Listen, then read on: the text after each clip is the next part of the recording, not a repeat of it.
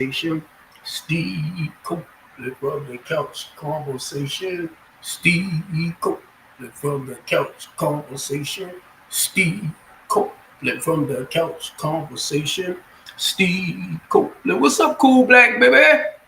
Steve Copeland from the couch conversation. Steve Copeland from the couch conversation.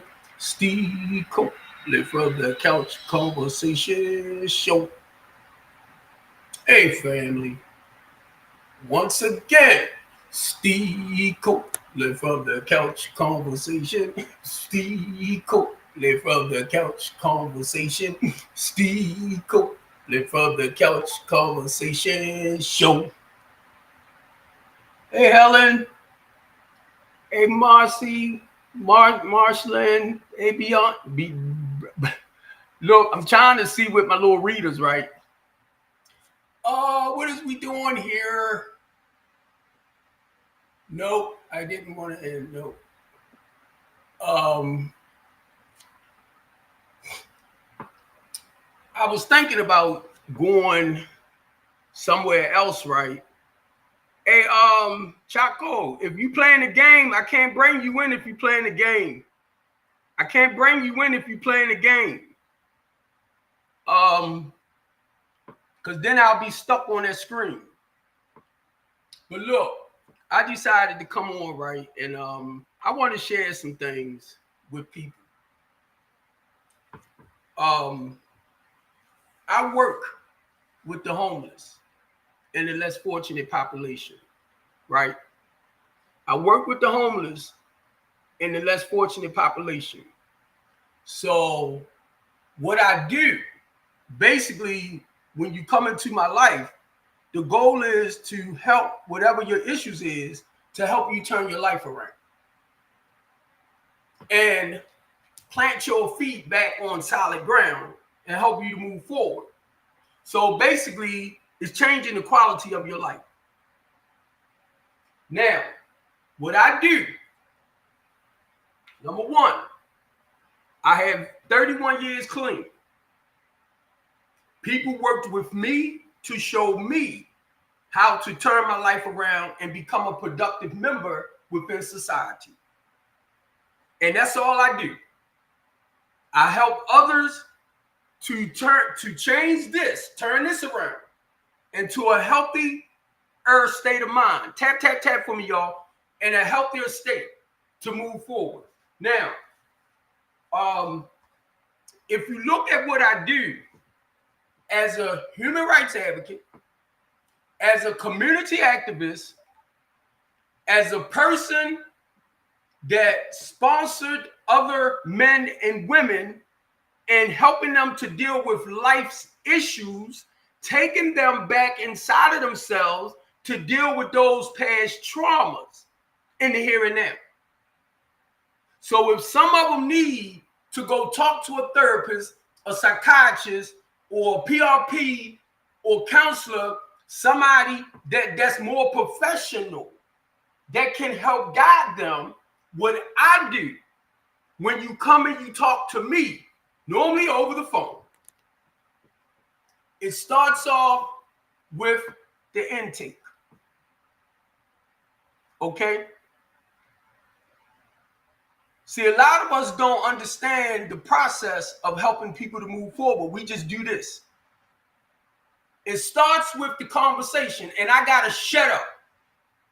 And the reason why I'm saying I got to shut up, because if you calling me for help, I need you to explain to me what's going on so I'll know what direction to guide you in.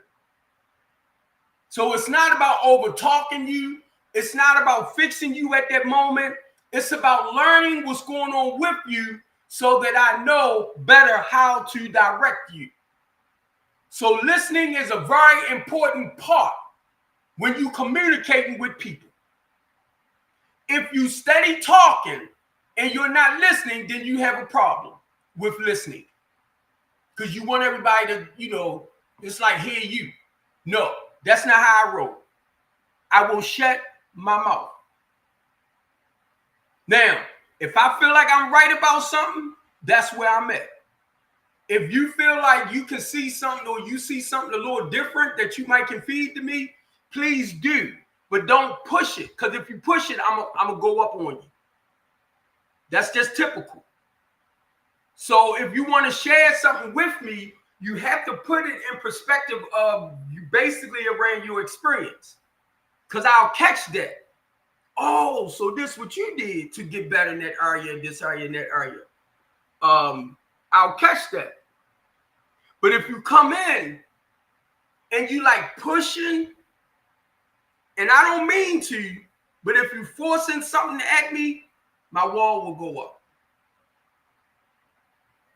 Because I feel like you coming at me the wrong way. Timothy, if you want a game, I can't bring you up because I'm not like on a game. So I'm basically talking. So if you want to come up, I'll let you up. But if you want a game, I can't bring you up because too many other people will try to come in. And I don't know how to play with that to get it back down. But yeah, I'm sharing this, y'all, because I can only tell you about me. And through the work that I do and helping other people, I am considered as a life coach.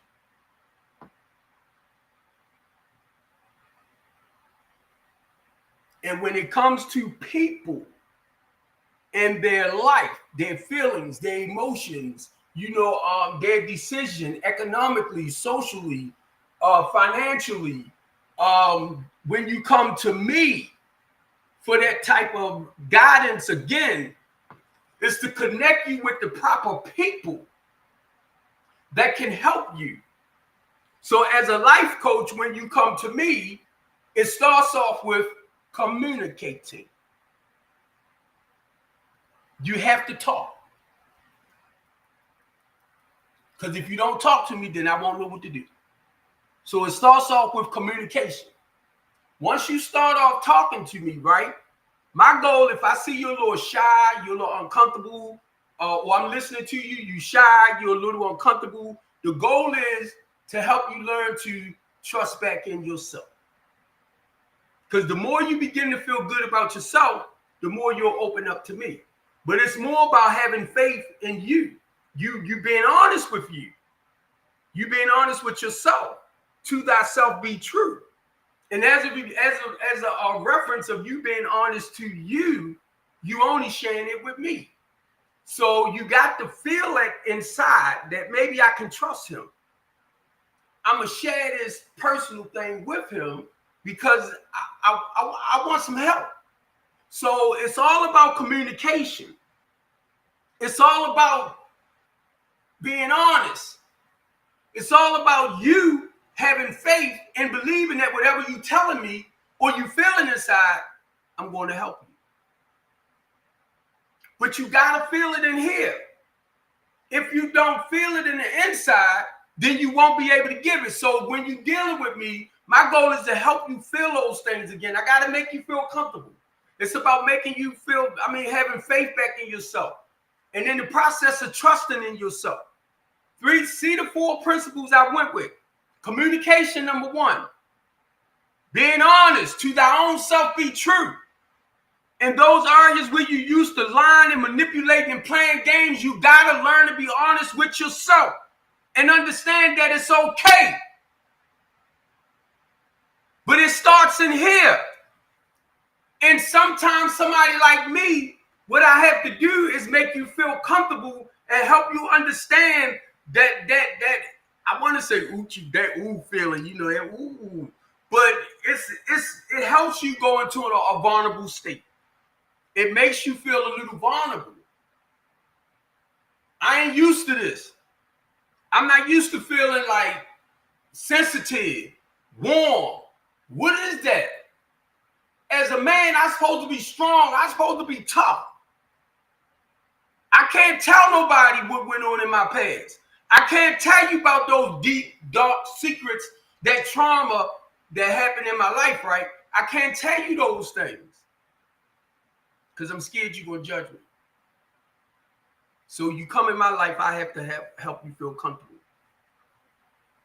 And it starts with us talking.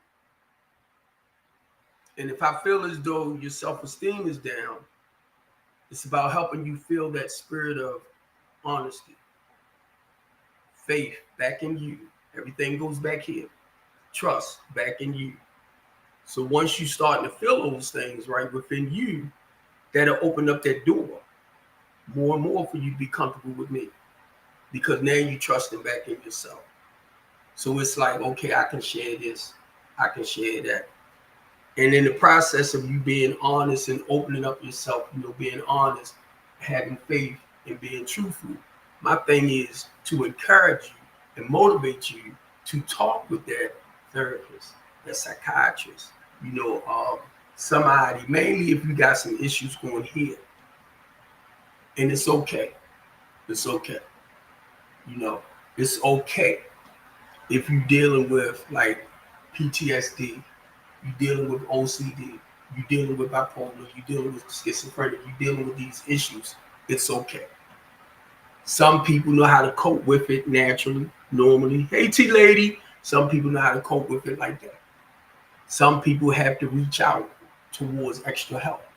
Some people have to go on medication, and I will suggest to anybody, if you're dealing with depression, you're dealing with bipolar, you're dealing with schizophrenic, and your mind is racing, you can't get your thoughts together, it's hard for you to think and have a normal conversation with somebody, my goal is go talk to somebody to put you on there, to help balance you out.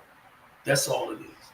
It's to slow this down from rushing, from racing, from you trying to figure everything out all the time. I deal with depression from time to time. This is what I told the therapist, right? I said, this is what happened with me. When I feel like I'm in that little slump, I said, it takes me a lot of work to get up out of it. I did like a grave, like being in the grave, right?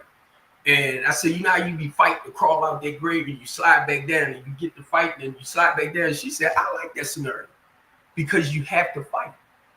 And what I'm saying is when you're dealing with depression and you recognize it and you're in that state of woe is me. And I'm going to tell you, keep in mind, the reason why we deal with a lot of depression and stuff like that in the here and now, because you're focusing on your past. It'll make your life miserable now. A lot of people, very, very intelligent people, smart people, because they use this right here. They are figure outers. They try to figure everything out. They try to make sense out of everything. So a lot of people that you might know that was real smart in school, they good and, educated wise, and next thing you know, they snap because of this. Because they can't figure out. They smart now. They're very intelligent, but they can't figure out certain things. So you wonder why they dealing with the bipolar, the schizophrenia, the depression, because they can't figure out why I'm like this or I'm feeling the way I feel. So now I got to go get medication. So it's normally trauma from the past. Now, this is how I work. If you come in my life as a life coach, if you come in my life as a sponsor, as me helping you to move forward in your life, I have to help you go back and deal.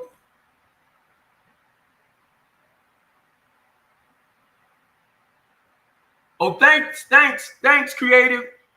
Creative said if you're dealing with depression, I was reading that too. Creative, exercising, water. He said dark chocolate, dark chocolate. I was reading up on some of that because the goal, Creative, thank you. It's not to stay with the problem because we already know what the problem is, right, Creative? So the thing is to help you understand what it is, accept what it is, because sometimes we can't change. And a lot of it has a lot to do with old stuff. So the goal is to recognize you have a chemical imbalancement within here. And a lot of times it takes the medication to help balance. And that's why I try to encourage people, and Creative said it too, because it talks about exercise, it talks about meditation, it talks about like soft music. These are the things. See, Creative just said it too. Meditation, what you say, iron, lead, green, vegetables, okay, vitamin D. These are the things that you ain't kidding. Because I just thought about, because I was taking a lot of vitamins at one time too. And two, watch what I do, right? Because I kid and I joke with myself. As a man, I'm a handsome man. I'm a nice looking man. You get me, creative? I have to tell myself that. But not just tell myself that, I have to believe it in the inside. You know, I have a false teeth. I don't have my teeth. I got to get some more teeth. But that's not, sometimes I'll be like, God dang, I don't want to talk in my teeth gone. But I'm like, no, that don't make me. That don't make me. You get me? So I can't focus on that because I can always get another set of teeth. But that's how I have to do creative, to focus on like positive stuff. I have to tell myself, Steve, you're a handsome dude. You're a nice looking man. And then look, I might throw this in there because I'm a man. Don't get it wrong. Don't get it twisted. And I ain't got nothing against nobody that's, alternative. Sometimes I have to tell myself, this is where I'm going at. You're beautiful. You're sexy. You're gorgeous. Only because I'm trying to lift this up. Now, I know I ain't no woman. I'm not beautiful, sexy, gorgeous. I'm not. But I'll tell myself that. So I go, oh, boy, you crazy is all I'm doing. But I'm only saying it because somebody might need to hear it. Sometimes it's building up this. Sometimes it's building this up. So whenever I go into that woe is me state, it's like, all right, Steve, what's going on? What's wrong with you?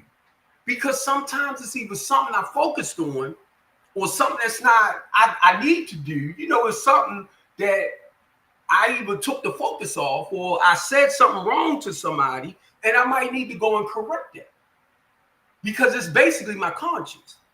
So what I'm saying is, if you're dealing with depression and when I deal with my clients and I understand whatever issues they dealing with, right? Like depression, bipolar, schizophrenic, the goal is I have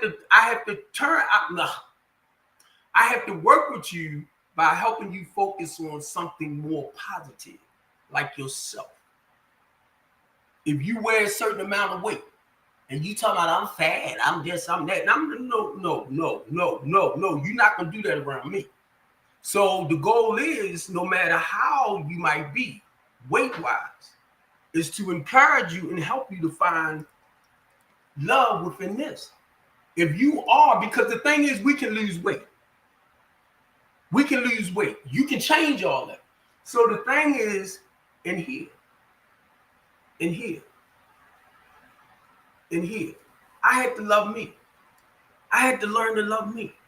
I had to learn to love me. And as a result of loving me, I have a tendency of trusting people thinking that you like me. I don't have an issue with trust. I have an issue with you playing with me. Because you take me because I'm this warm, sensitive, handsome, beautiful, sexy dude, and you like, he a chump, hear this, hear that. And you feel like you can play me. Well, keep playing. And look, see, that old person want to show up. I don't like him. I ain't had no problem with no baseball bat. I ain't had no problem with no car jack. And when I say this, I'm saying I will beat you down with that. And I carried a gun. As I got older, I stopped carrying guns. I don't carry baseball bats. I wasn't carrying knives, but by me doing tractor trailer driving, I had to cut the box, right? So somebody said, you better get a knife.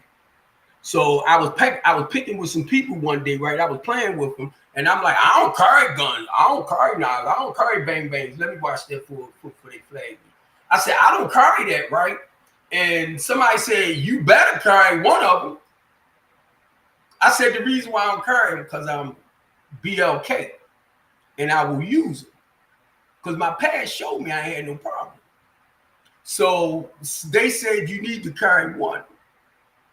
Because number one, my thing is, even though I practice self-control and discipline and all that type of stuff, I get mad too.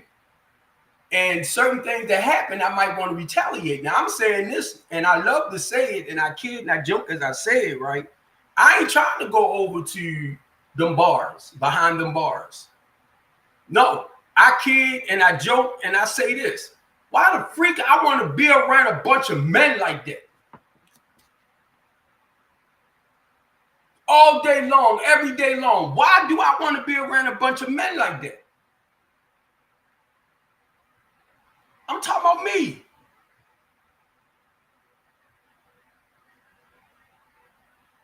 So I don't understand, and I'm not trying to. Like if you go over there, you might spend 3-4 months and you back, and 2-3 months later you back. Then you go back home, then you back again. Then it seems like you're more happier there than you were when you was out.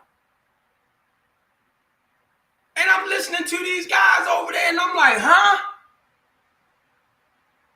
You rather be here. I mean, you rather be in here than to be home.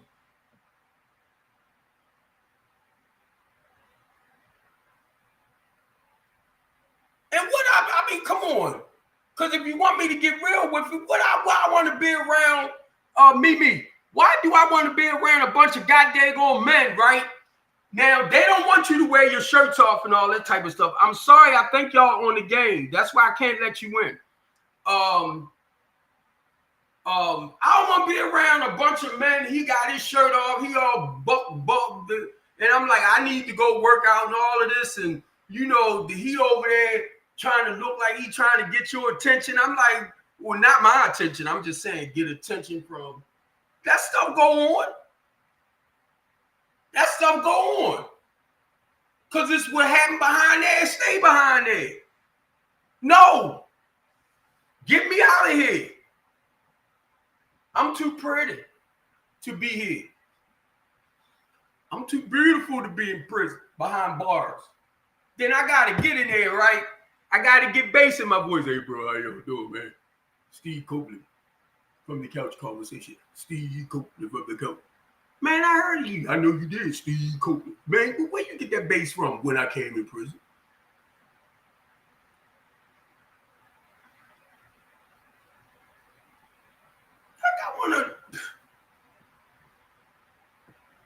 And I'm over there faking the funk. 61 years old. They're like, OG. Yeah. How long was your first bid, OG? 87 days. No. I'm talking about the first time, OG. You ever been locked up? How long was your longest bid? 87 days. This the first time you've been locked up, OG? Yeah. Bye. They got away from me because they like, OG ain't got no prison story. He don't have no freaking, thank you, me. He don't have no prison story to talk about when he was in Alcatraz, right? To talk about when he was over there in the penny farm or he was up in, I ain't got those stories. No. So I go over there to sit with them and they talking about being in prison since they was like 3 months, 6 months. I'm like, God dang, you only 30. And you've been in prison for 18 years? Yeah. And I went home for like 3 months and I'm back. Well, let me say this. I used to do this. I used to do that. I don't do that no more. This is what I do now to stop from doing such and such. Shh. We ain't trying to hear it, OG. But look, I've been 30 years clean and I'm doing this and I was shit. We ain't trying to hear it, OG. Okay.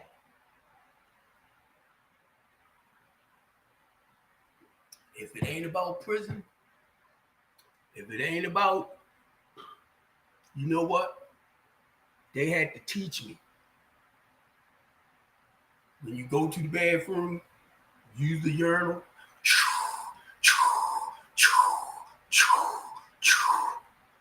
Why? I don't do that at home. You ain't at home at OG.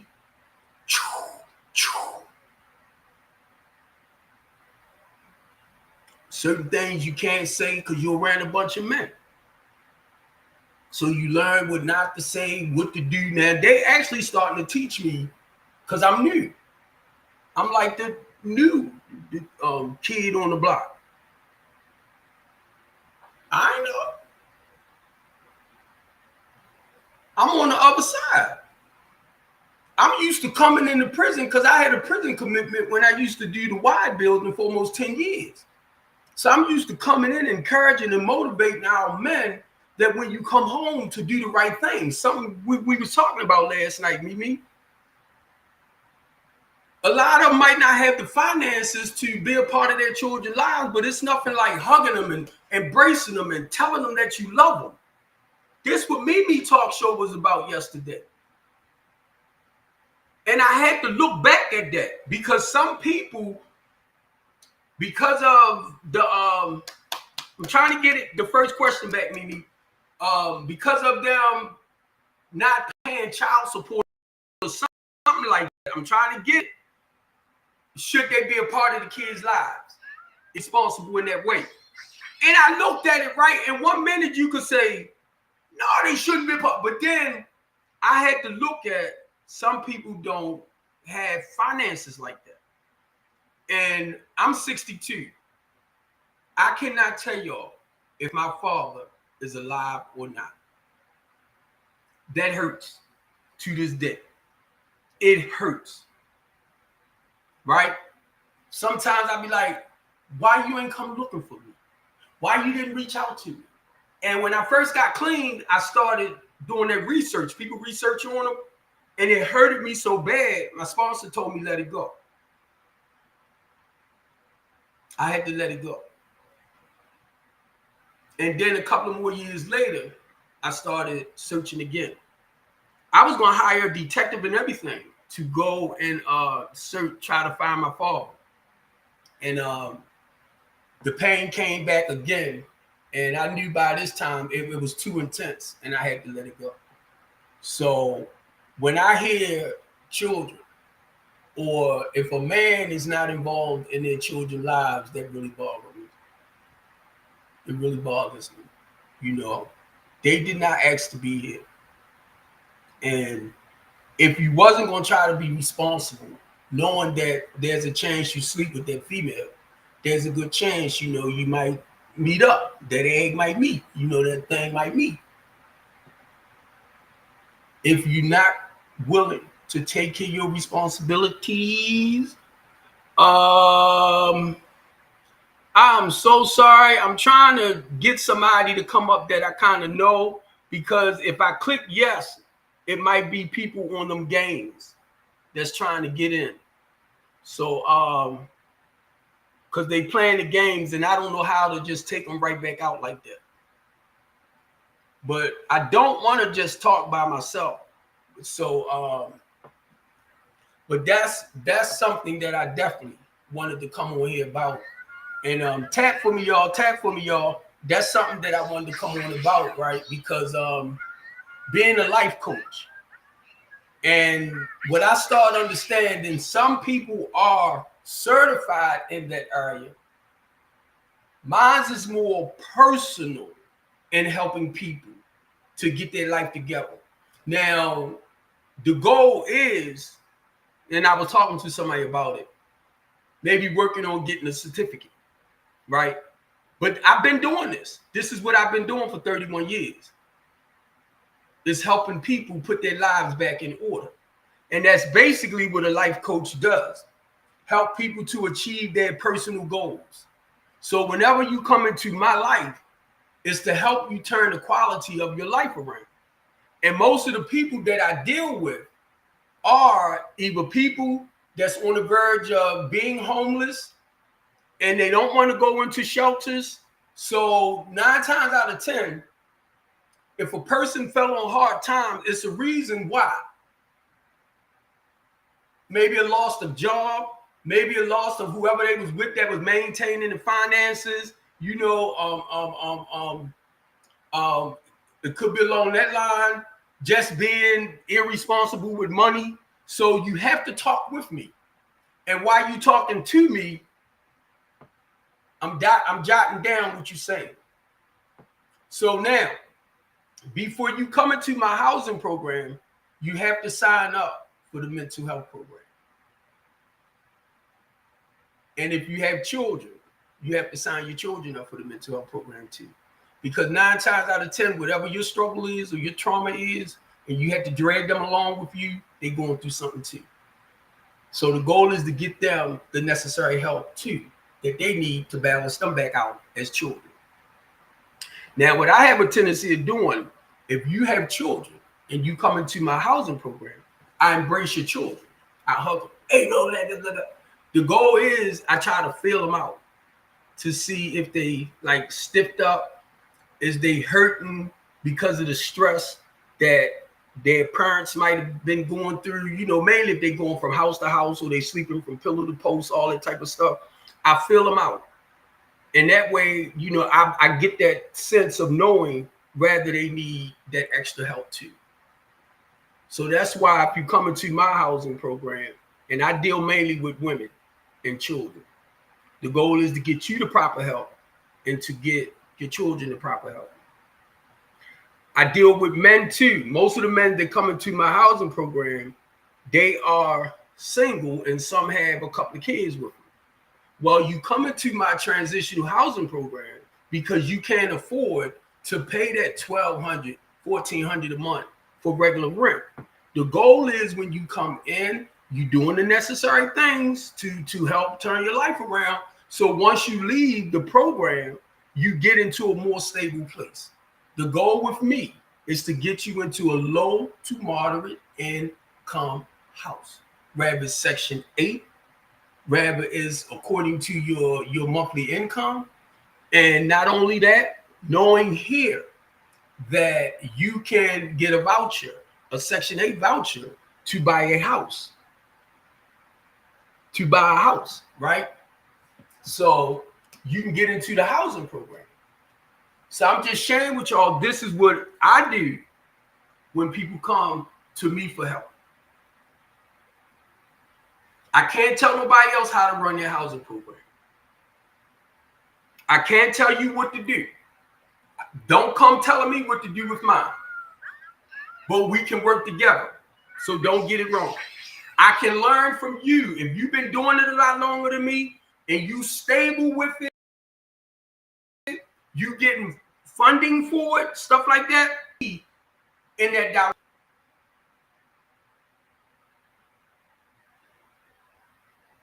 Now, mine is an LLC. So I don't get government money, funding. But I am going to do the 501c under my business, my LLC. But when I do that, it's going to be based around the multi-purpose center. The goal is, and I've been talking with people, y'all, the goal is to open a full multi-purpose center for inner city youth. Music, art, theater, dancing, all that great stuff that a lot of us grew up with. Because we have to do some stuff to occupy our children's mind. Not just their minds, you know, that negative energy, the behaviors, as far as trying to get them to focus on something more positive. Embracing their talent. So a lot of y'all, and I puts it out, Stephen Copeland Jr., Sports and Talents. I have a page that is based around the multi-purpose center for the inner city youth. If y'all familiar with these schools, like the School of the Arts that teach them music, singing, dance, and all of that, you know they got to pay for that. A lot of people got to pay for that. Ours will be funded already. So if you have a recreation center or a multi-purpose center and you want me to come in with that program, I can.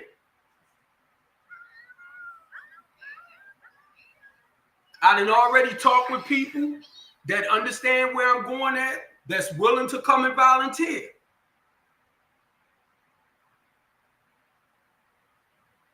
So my thing is, I need like-minded people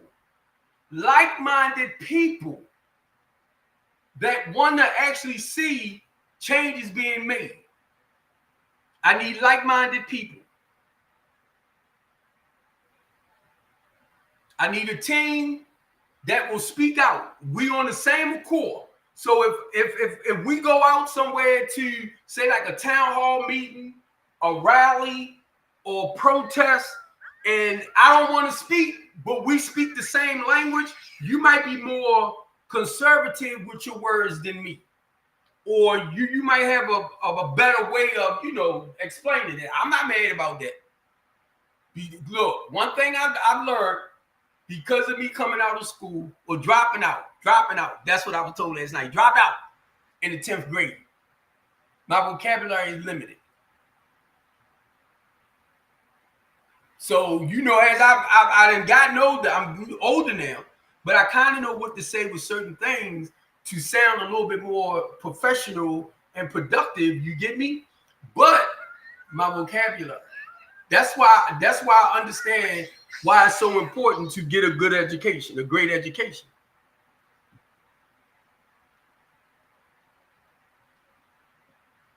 So look, I've been doing this for 31 years. I have guys that I sponsor. I have females that I sponsor. A lot of them, they moved on with their lives. They living great lives. One thing I told them from where we came, don't never forget where you came from, and that's the 12-step spiritual program. But a lot of them, they moved on into other areas of their lives. They got businesses. They done just done some stuff. They doing some stuff. Pastors, deacons, they doing some stuff. Because I understand that settlement is not just for everybody. People move on. So as a result of that, I was called back into the streets.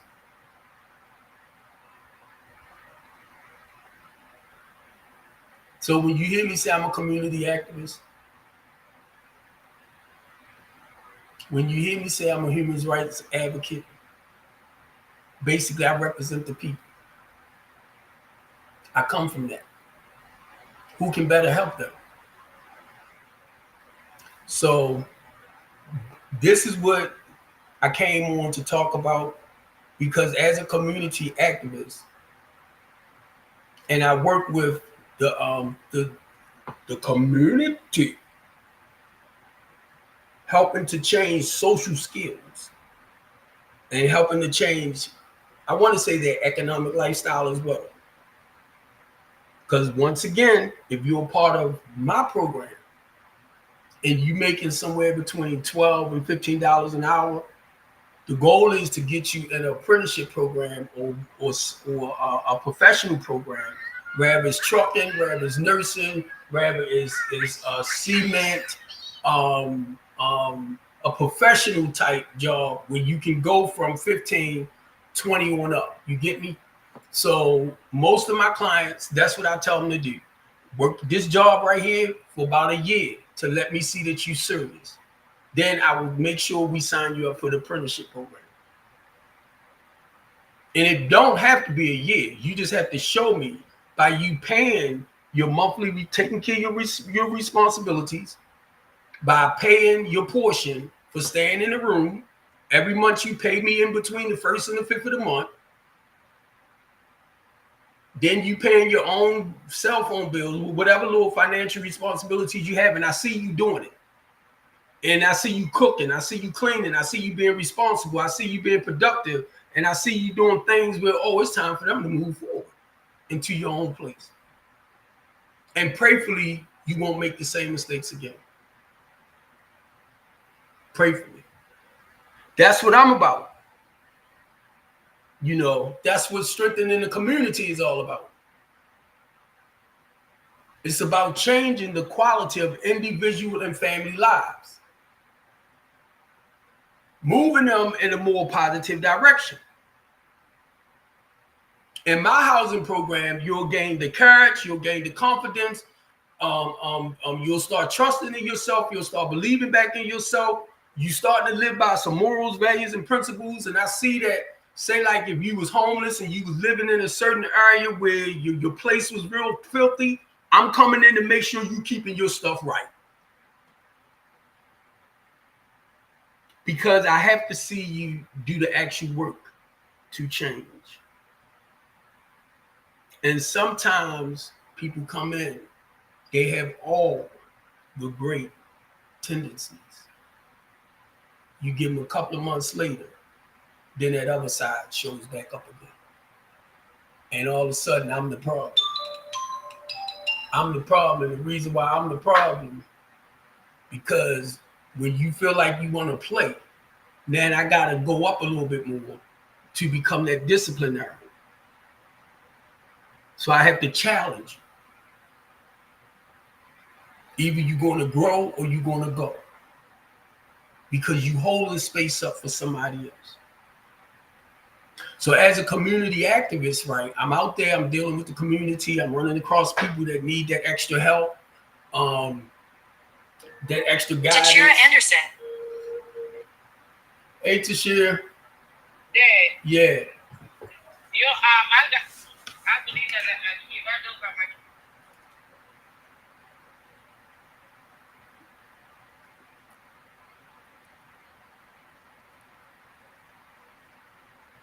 Okay.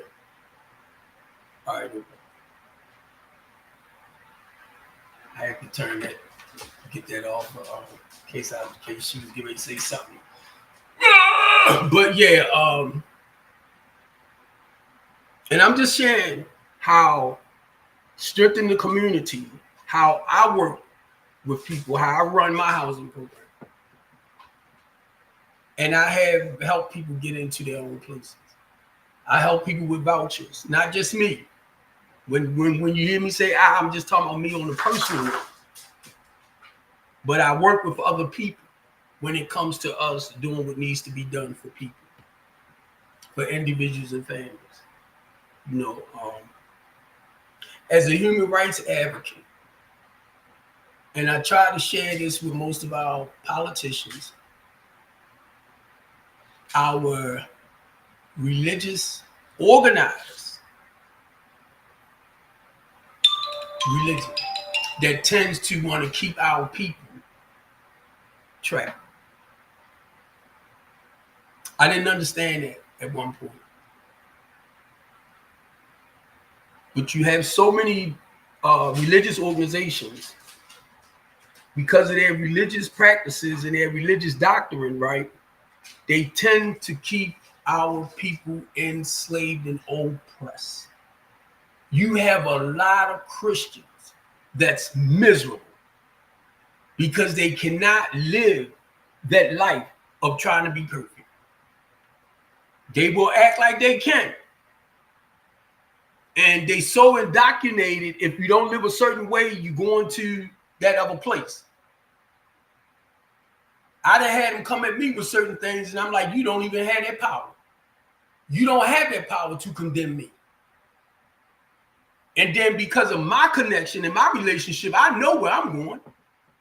In my spirit, you can't change that. You can't tell me no different. It's something that you know and you feel in your spirit that you have earned your place. And it's not really based off of what I read and I study in scripture.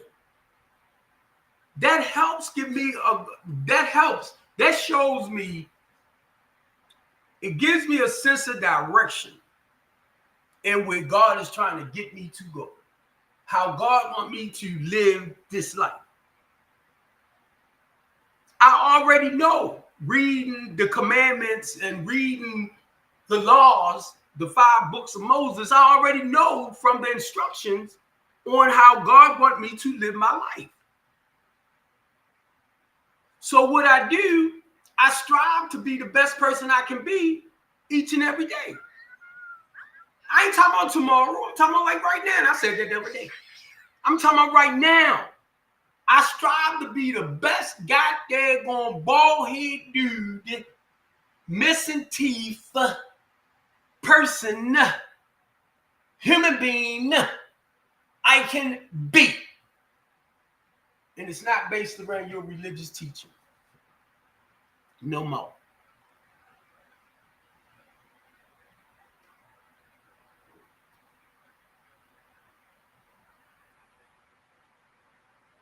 Okay, I understand what the prophets say. I understand how God used them, how God encouraged them, how God motivated them, how God spoke to them, helped them write, told them what to write. Basically, they wrote based on their own personal experience. Don't you have some? Don't you have some personal experience? When you used to live a deceitful lifestyle, and you might not live it no more, that was the old you, right? Did you miss it? That was the old you. Now here come the new. Do you still do a lot of this, the old stuff you used to do? Have you learned from it? That's what it's all about. So guess what? When it comes to organized religion, when it comes to politics, and I'm talking about the ones that tend to want to take advantage of the lower class people. When you create laws, when you create policies, when you create things that ways and means of trying to dictate and control their lives, here come your human rights advocate. We don't want that law. We don't want that bill signed by the president of the United States to put it into law. We don't want it if it's going to hurt the people. So you got to understand the process. I'm on the ground level. So you need to understand how it starts from the state level, the ground level, to the federal. What's the highest rank on the state level? Which is basically the federal too, but it's on the state level. That's the local. State. It's the governor. Then you got your mayor. Then after that, you got like your Senate, your congressman. Then you have the judicial system. So guess what?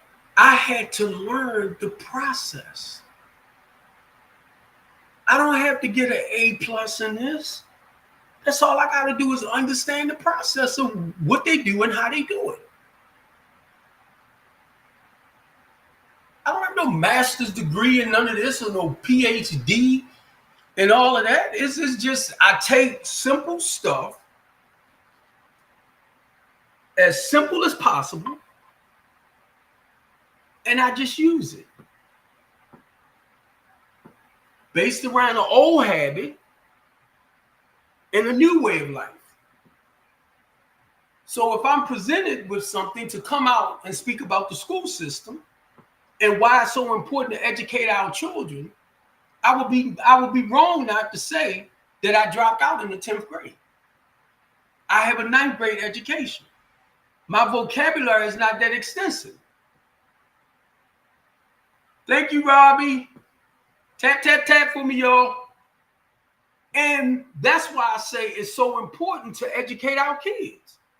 Because number one, if you stop teaching them properly, they're going to phase more like this. I did it towards what's on the outside. I did that at 14. Even though I worked now, don't get it wrong, 14, 15, 16, I worked. But by that time, I started drinking. I started, using the other stuff. I carried a 32 Derlinger in my pocket at 15. It sat in the palm of my hand. 15. And they had no problem. Because I wasn't, I felt like that was the thing to do. Or that was the right thing to do. You could not tell me I was wrong. That's why I understand why a lot of our kids do what they do, because sometimes what's wrong feels right. I didn't understand it was wrong until I got clean. And when I got clean and I looked back, I was like, oh my God. I didn't realize the destruction that I was bringing to the community. the poison that I was selling to the community. I didn't realize that. It was all about trying to, be the man and earn a little something. And, I'm just saying, because, certain things you got to watch your mouth on TikTok, but still, and I'm on my regular restream, right? So I understand I have to watch being so specific. But y'all know and understand where I'm coming from.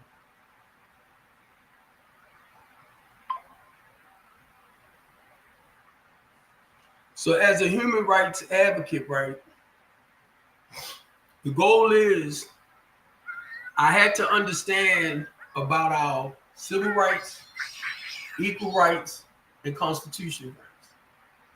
I had to understand that. I had to understand about the constitutions and how they amended the constitutions to make it fit certain narratives of theirs, and they had to go back and they didn't change it. It's written in stone, but they reword certain things.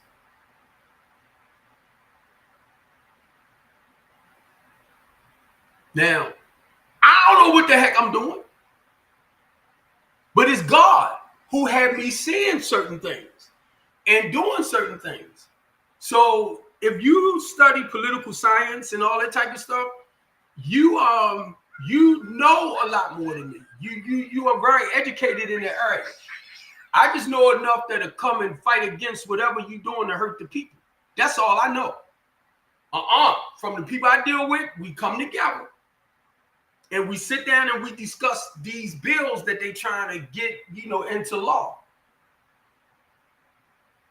or policies, legislations. Congress is the one that puts it all together. Now you have your judicial system, because if you break certain laws, right, that's why they there, to either convict you or either set you free, whichever way it goes. So I had to learn those things. So whenever I'm called to come to City Hall and speak on something, a topic, when I come in, you get me. And I look good. So I'm coming in, I'm looking good, professional, looking right, got to present myself. I can't go in there acting like a fool. And then what's up, Texas Belle? What's up, Belle? And I have to make my point, and I have a tendency, because I'm not real educated in their area intellectually, I have to share an experience on it to help you understand how important it is. This is the issue. We know what the issue is, but this is what we can do to slow that down. This is what we can do to stop that. Who asked him that? I thought y'all wanted to, slow a lot of this down. Hey, baby girl. I thought y'all wanted to, like in the inner city, our young men are steady bang banging and bang banging, and then here come Big Unk, right? Here come Big Unk with his yellow vest on. Boy, if y'all don't stop this, y'all making us OGs look bad. Come here, boy. And some of them laugh. Because to me, they like my sons. They my nephews. They my grandkids. And they ain't no kin to me. I just don't want to see them go down, to keep going down that road. And if I don't catch myself, I have a tendency of thinking I can fix everybody and save everybody. Then people got to tell me, Steve, what? You're not Jesus. I'm not. What? You can't save everybody. Well, that's my big brother. And if he can do it, I can do it. But then guess what? As long as you help that one, you did what he called you to do. Okay.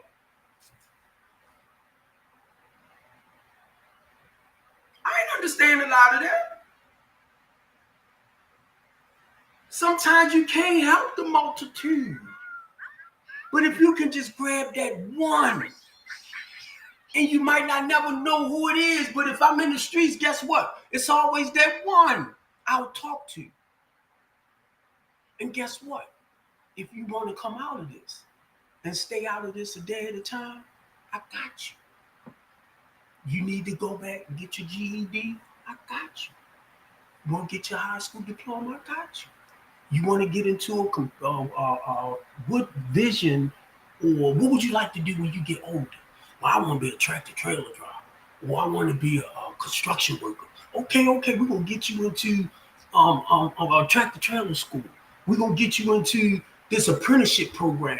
What you say you want to be? You want to be a nurse? You want to be a beautician? Okay, we got you. Bling, bling, bling. I make phone calls.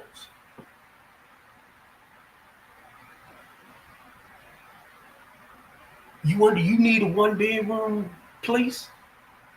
Oh, but you got a 6-year-old son? Okay, we're gonna try to get you a 2-bedroom spot. Affordable for you. This is what I do. This is what I do.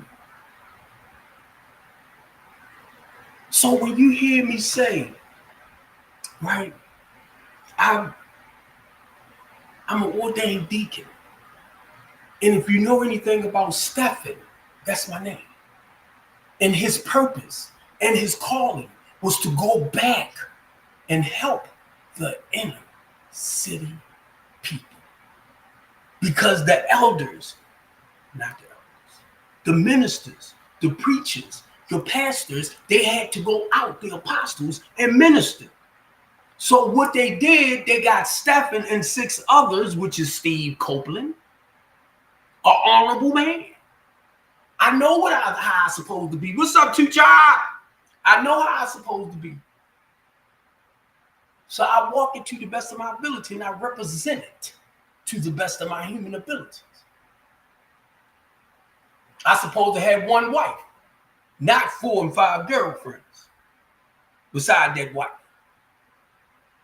I can't have 4 or 5 girlfriends. We gotta stop. Why? Because they want me. No, they don't.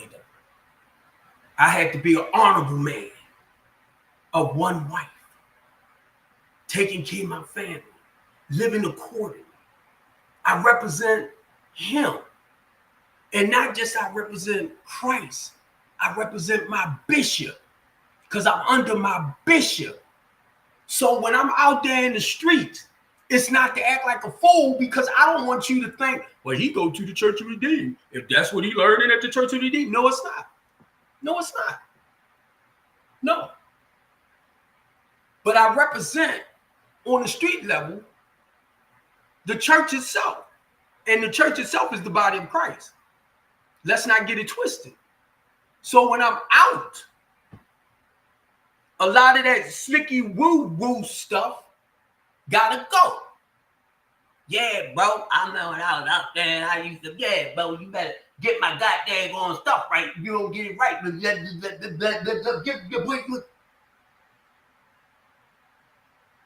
hey, bro, I had no problem. I remember them days. And sometimes certain situations in life might hit you. Don't make me make a phone call. But guess what, creative? That's not me. Texas Bell, that's not me. Chop, that's not me. Mimi, that's not me. Ew, I don't like him. Because I know he ain't no joke. I like this crybaby, bald head, big mouth, and now I got my teeth in. Dude. That's what they call me, the bald head, big mouth, BLK dude. Because when I come, I come. And you already know when I come, I represent the people. Somebody said last night, right? I'm not a lawyer. Let me make that clear. But when it comes to me representing the people, and if I have to step up in the court or something like that, that's what I do. But I am not a professional in that sense. So I have to understand enough to get my point across of the law. Some stuff I just don't know. I had a public defender. That's what I'm going through right now. My public defender act like he was more for them. I had to lay him out. Bro, you supposed to help me. So it was suggested when my children went to court, because I wasn't in the court, get your father a lawyer.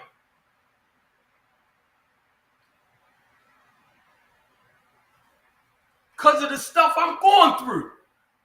They told my daughter, my 23-year-old, get your father a lawyer. Because they trying to screw him. And if I ask you a question, if you don't have the answer, don't just keep going. Because I'm going to ask you something that I don't understand.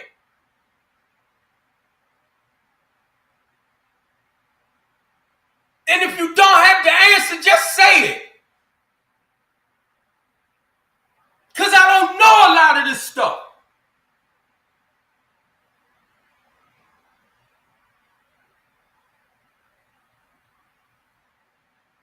And in my mind or in my heart, and I'm not trying to think like that, the people that did what they did to me, I want them hurt by the law. I want them to suffer by the law. But guess what? God, please forgive me. Because I got to forgive my enemy anyway. Do you think that feel right in here?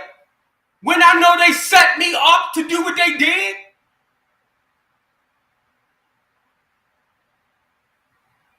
And my thing is, if I ask you something, that's because I don't know. If you don't know the answer, just say it.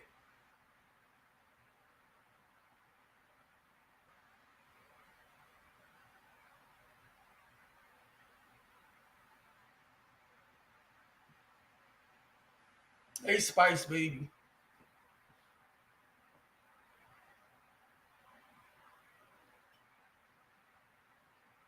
I don't play that with people. I do not play with people's lives. I don't play that, and I don't want you to play with my life. If you come to me, it's like, what you doing? You coming to me, and you telling me, take my will and my life. Help me. I don't know what to do. So I don't play when it comes to people. If I can't help you personally myself, if I can't help you, I'm going to send you to somebody that can help you. I'm telling you. I'm telling you. Because that's what we do.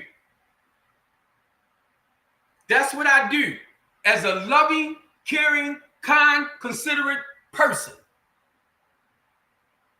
If I tell you I'm a Christian, I'm not talking about Christianity. I'm a Christian because of the love and the compassion and the kindness and the gentleness that Christ, from what I read about, showed amongst the people. So don't get me caught up with your religion.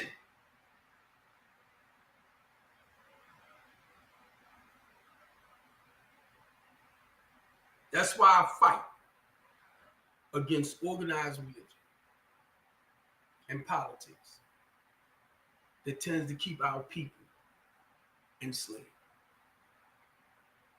They know me very well here. I don't threaten nobody. I ain't gonna sit back and tell nobody, no, you mess with me, I'm gonna do this, I'm gonna do that. No, that's not how I roll. Because no matter how you do things, guess what? I gotta love and respect you anyway, because we all kind of do stuff a little bit different, right? So that's why, your way of doing things and seeing things, that's your way. I only have the past, Texas, that I can focus on to help me see, oh no, if I'm going back that way. So that's to help guide me to continue going that way. It's my past. So you know what I call it from time to time, Texas? I call it like the Old Testament. I call that my old testimony. That's how I used to be. The New Testament is my new way of life, the way of living. And that's how I see it.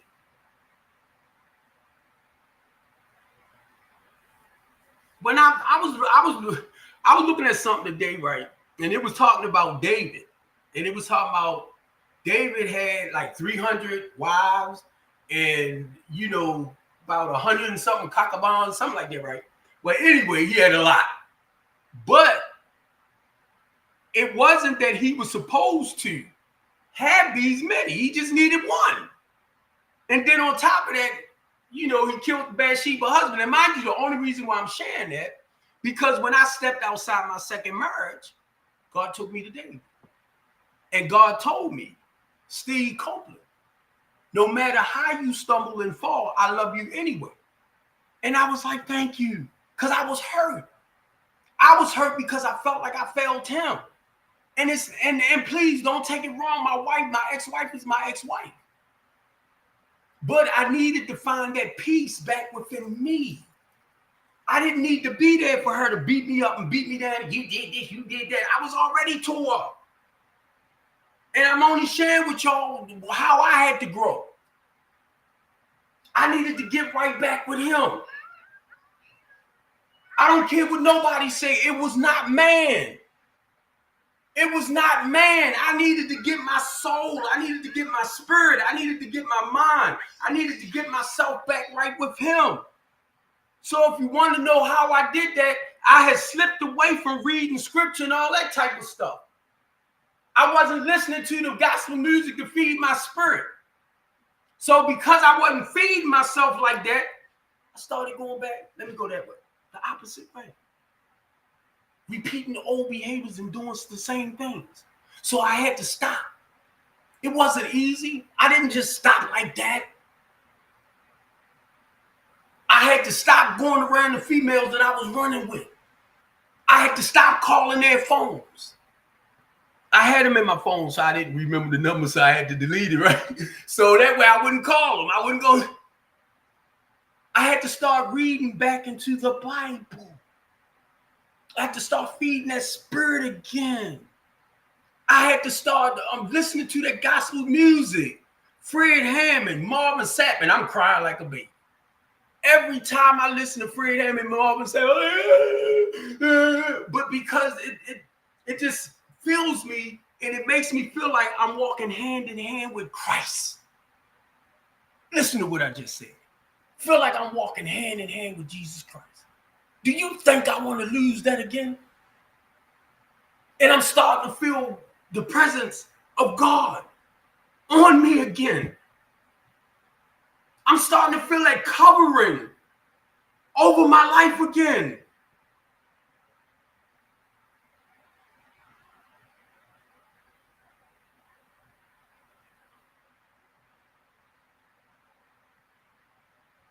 And it would be selfish of me, knowing what he did for me, and not go back.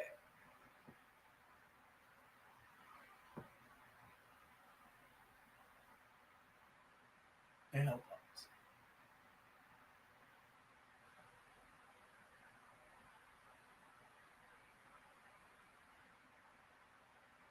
So, I know a lot of y'all might not believe in Jesus Christ. That's your thing. That's fine. When I started reading scripture, I gained a good relationship with the word itself. Some years later, it was like God trusted me through my trials and tribulations. He said, I'm going to show you who I is in the flesh. That was Jesus Christ. You can't tell me nothing. You can't tell me nothing that was personal for me. So you can play with it all you want. Oh, Jesus wasn't real. Jesus wasn't this and that. From just studying and believing in the word. For me going through what I was going through, he showed me who he was in the flesh. So I was able to build a relationship with the Son. That's your bull junk if you don't believe it. I felt, I'm telling you, I felt privileged. Because he showed me who he was in the flesh.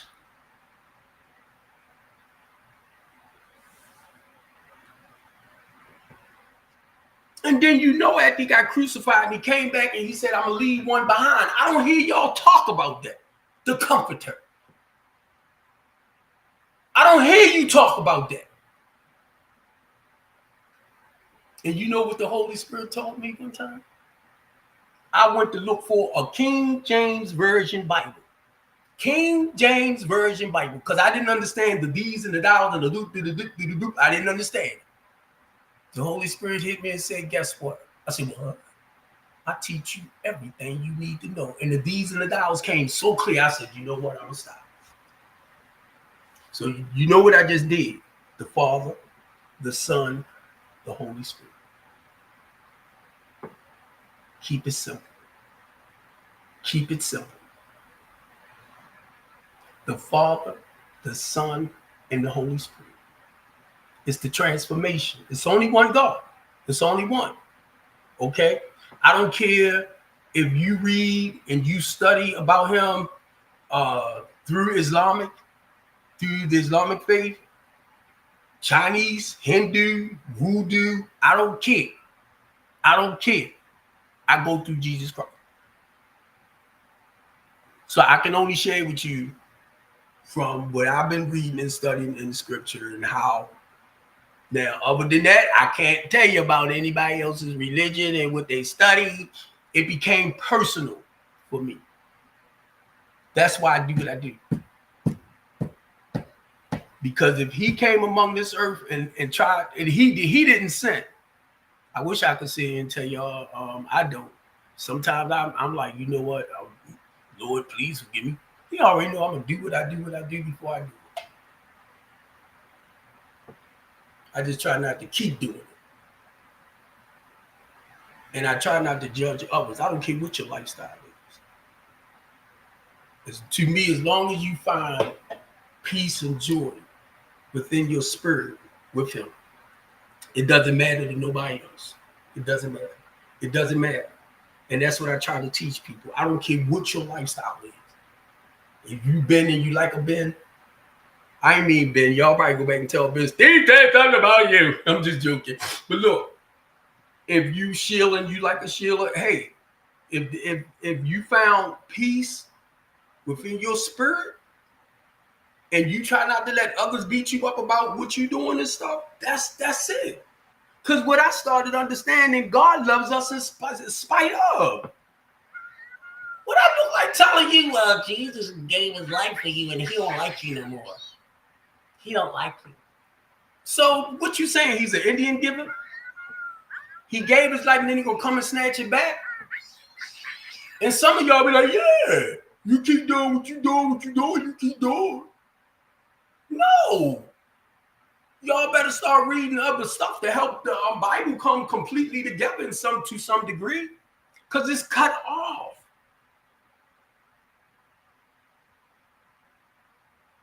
And it was talking about, when it was talking about David, right? And even though David did what he did, as far as with the wives, with all the wives and the concubines or bands or whatever, even though he did what he did, God did not approve of that. So it was talking about the polygamy lifestyle. That some people believe they can have more than one wife. That wasn't no approval from God.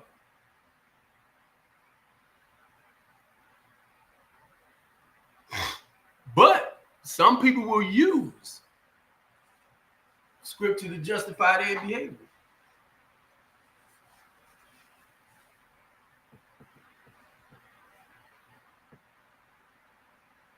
Some people will use religion to trap you.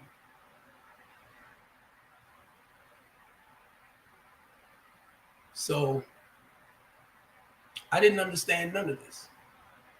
Little by little, until I got locked up last year.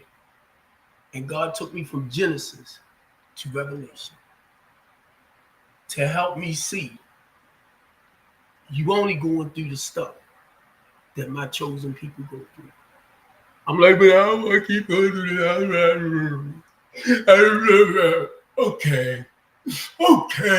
I don't like it, but okay. What else I'm going to do? Texas Bell? What else I'm gonna do, Jazz? No, I ain't doing it, God. No. Leave me alone. And then guess what? Because I don't do it, my conscience gonna turn my butt up. Didn't he tell you to go do this and do that? But I don't feel like it. Okay, Lord, this don't want to do with the flesh. The flesh saying nope. No. So what I had to do, call on the spirit to gain control over this. So whatever God tell me to do, and my flesh like this, because it don't want to go do it. You look, you ain't lying. Bell, you ain't lying. You not lying. You not lying. Because when I came home February the 16th, and when I say he shut me down, wasn't allowing nobody to come near me. And I got mad because I didn't realize that was his way of actually beginning to work with me again. And then you know, I had the operation on my feet. It was like my voice, I couldn't talk like this. I didn't have that energy and that drive. And I'm sitting here, Bell, and it's like everybody, and I deal with a lot of people, was gone. He was not allowing nobody to call me, talk to me, be near me. Still. And then I understand a little bit more now what he's doing. So when I'm not doing something like this, I'm like, okay, God. All right, what you trying to tell me? What do you want me to do? Do you want me to continue doing what I do? Right? I got a 16-foot box truck. So I get donations, give back to Baltimore City. I was given that box trucks by Helmet Builders. I was given the box truck so I can get 8 pallets on it. By me used to driving the tractor trailer, I go back to some of the businesses and talk with the owner that have the warehouses full of stuff. So they give me stuff. I let them know what I do. And they don't know me, but they trust me that I'm going to do the right things with them. And I give it back. So I got the white box truck, right? God gave the box truck. People want to buy the box truck. I said I might, when everything's said and done, I might start doing Amazon with it or something like that. But I still need to give back to the community. You get me? Because that was the purpose of the truck, right? What's up, Mel? So everything I was called as a benevolence. I didn't understand what that word was. Benevolence. That's normally a businessman that goes back into the community to give out, to take care of the community. I stumbled across that word.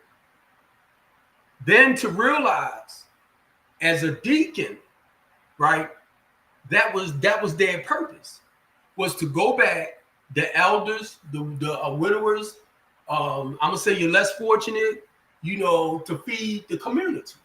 So when I look at Jesus feeding the 5,000, right, basically with that truck, it's like that's what I do. It's like mimicking him.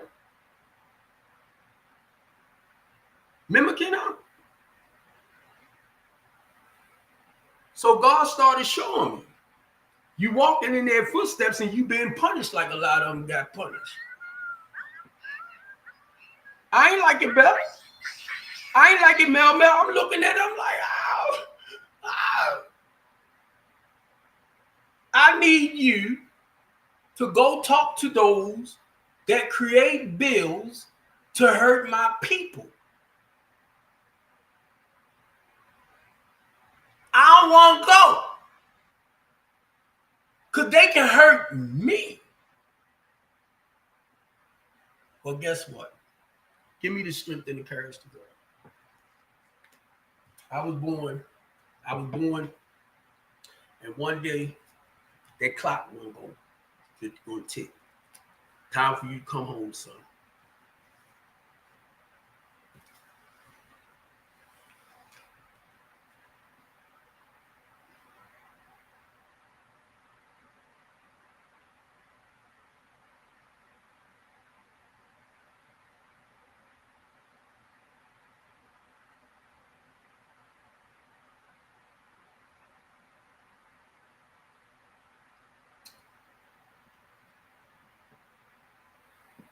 Mayor Brandon Scott, right? I watched him as a kid running around up Park Heights. Senator Antonio Hayes. I grew up with his mother and his father. And sometimes when we on Twitter and they might do certain things or did something that I might not agree with, and I come behind them, they be like, "Oh, why you do that? Oh, why you say that? Oh, you know, I love you, boy. Just do a better job."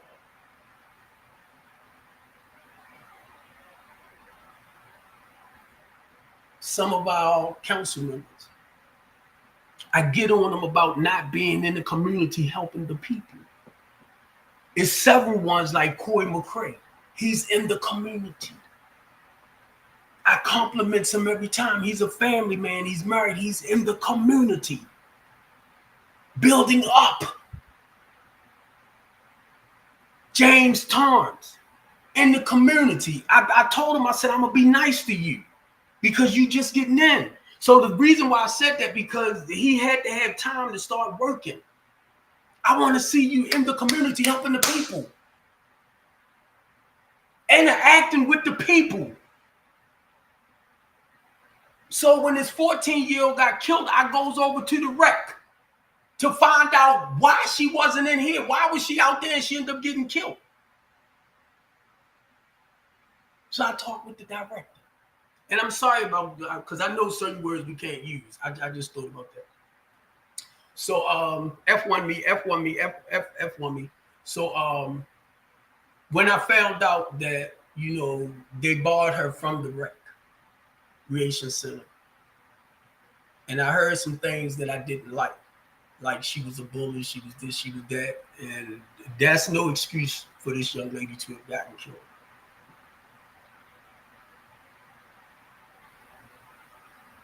Dang it, I said it again. But anyway, that's what I do, y'all. Thank you. F1. That's what I do. So I'll come out. I'll talk with the commissioner. I'll talk with the major. I'll talk with the captain. I'll talk with the lieutenant, because I represent the people. And it's not about me. On a personal note, it's not about me. But because I lived a certain way, right? And God knows I have the courage and the confidence to step up to the game. He knows it. That's why he called me.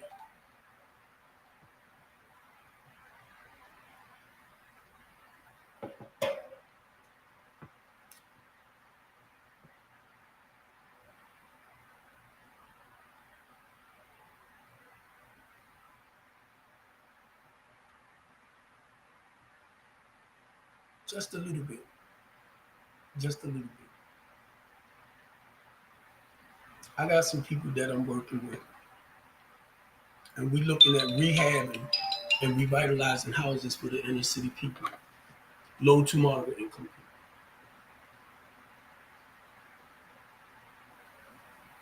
people. Low to moderate income people. Because of my housing program, I started realizing that a lot of my people cannot live on their own because of, you know, their mental health issues. So they're going to need that 24-hour round-the-clock service. So I'm talking with some people so we can start opening up assisted living houses. I'm sharing this with y'all because I had to shut down with certain things because too many people come my way and I trust too much. I believe you come my way. I believe your heart and your mind is right there where mine is at. We're going to do what we do, you know, stuff like that. And you know, if you come with me, the goal is I need you as a sponsor, I need you as a business partner, and I need you as an investor. So the goal is with me, I got this guy. I need my own collateral too. So when I come to the table, I'm at the top of the table. So I got everybody else around. And I shared with them what God laid on me for us to do.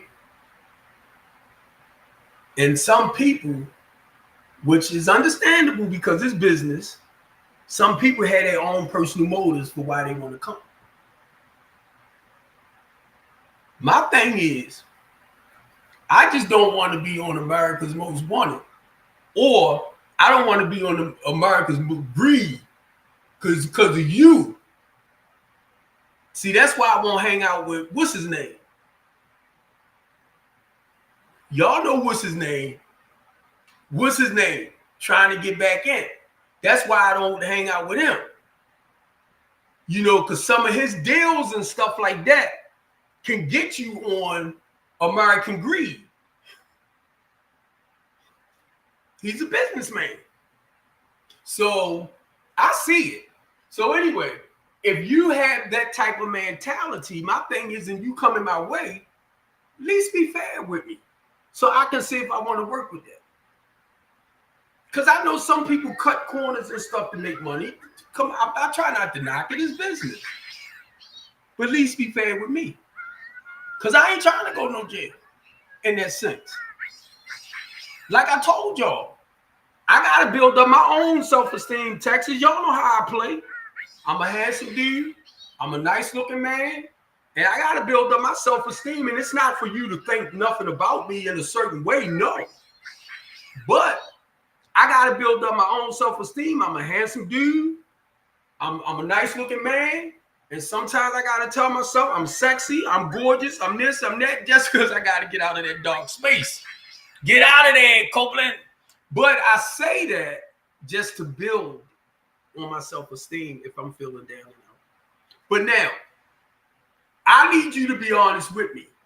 Because if you over there wanting to rob this and rob that to build up this, to build up that, just be fair with me. So I can decide if I want to be a part of that. Or if you're going to be a part of what I'm doing, keep that over there. You know, you got some finances and we want to put together and do these 10 units. Let's do it.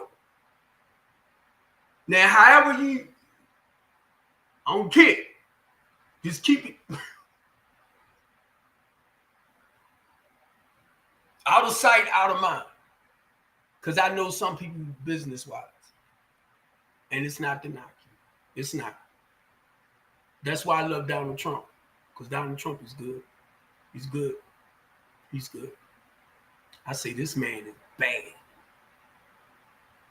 And people love it. Not even realizing you're being played. I say he is good.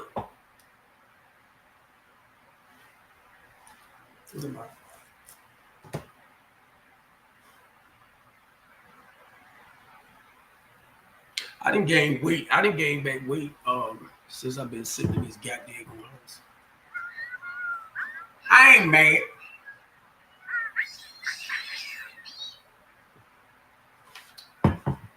Because when I first came home, I looked shriveled. And like you said, Texas Bell. And I'm going to tell y'all, I love, and y'all need to tune in. Come on, we're on TikTok. We come on in Baltimore. If you in Maryland, or I'm not real good yet with like Central Time. It's 10 o'clock for them that's up in Chicago, Texas, and all that type of stuff, right? It's 10 o'clock for them, but it's actually 11 here. So we come on, man. We sit back. Me and Texas might partner up, right? That might be my wife, right? And y'all know I be saying some of the craziest stuff because it's, you know, you want to be serious, Bell. I be wanting to come in and be so serious, but then it's like I throw the monkey bar in. Like, there you go, there you go, there you go. And we improvising, right? So a lot of times, if I go off of, if I go left on them, then she got to kind of counteract that too. So me and Bell, we be hitting it. Me, Bell, History, we hits it. And look, I be over here cracking up because I be so amazed how we, like, the way we connect. The way, I mean, look, I'm about laughing now, right? But look, y'all better, I'm telling you now, if you on the third shift or y'all can't sleep at night, come on TikTok. Comfy couch. You know, if you come on mine and you have to go to country couch, like to come on and stuff like that, and be able to come up and act with us and stuff like that, I'm telling you, Jennifer, I'm telling you, if y'all, and look, Cool Daddy, you can come in, and all of us basically, if you come in with something negative, we don't turn around and just jump on you. We'll try to embrace you to bring you in and support you. You know, what you say, Mel? Wait a minute, Mel holds a hot mess. But look, Jennifer. Now we done had a bishop on there, and it turned into a church service. We over there praise the Lord, hallelujah. But we being real, we being honest about whatever, you know, and we might talk about some deep personal stuff. And it's not to judge you, but to encourage you and motivate you to help walk you through. And I'm telling you, I be over here sometimes, some of the stuff we do, I be cracking up so bad, man. I be feeling like I'm falling off the couch. And I'm telling y'all, if y'all not busy or you work, the best way I can say it, if you work the 11 to 7 shift, I'm sorry. If you work the 11 to 7 shift, or you the type of person that cannot sleep at night that well, this is something that you should come on. You know, you're going to get fed very well. You know, we not at that point, and prayerfully we won't, because we balance each other out. You know what I mean? So reason why I'm saying we balance each other out, because we try not to argue about stuff, but it's more like it's just to balance you. You know, if you're wrong about something, you're wrong. We're gonna come in a more positive way. It's not to beat you down and make you feel like you the worst thing that ever, you know, lived and all of that. No, we don't do that. We don't do that. It's a welcoming place, you know, and everyone is welcome, you know. So and that's Monday through Friday, 10 Central Time. If you in Maryland, see, I'm not good with the standard and, you know, Eastern Time, stuff like that, but it's 11 o'clock basically for Maryland. Until I'm able to get better with the standard times, like Eastern Time, standard, then I'll put that in. But for Maryland, I normally end up putting like 11 o'clock here. You know, and I was talking to somebody the other day, and they was I don't think it was Florida. I might be wrong, but their time was the same as our time when they come on to the show. When it comes to the show. Now, cool goal is to stay on from 10 to 2. But it all depends now where we at. A little situation might occur, and we embracing people and we uplifting people, stuff like that, right? You said, yeah, 10. Oh, Texas said 10 Central and 11 Eastern Time. See, that's why I say I wasn't good with that, but now I got it. I got it now. I got it. So, because when I put stuff on my pages, right, to let them know to come over to TikTok, and a lot of y'all know. Sometimes I'm on Facebook. A lot of y'all up 3, 4, 5 o'clock in the morning, or earlier than that. So if you want to have fun and you want to be entertained, come on. Come on.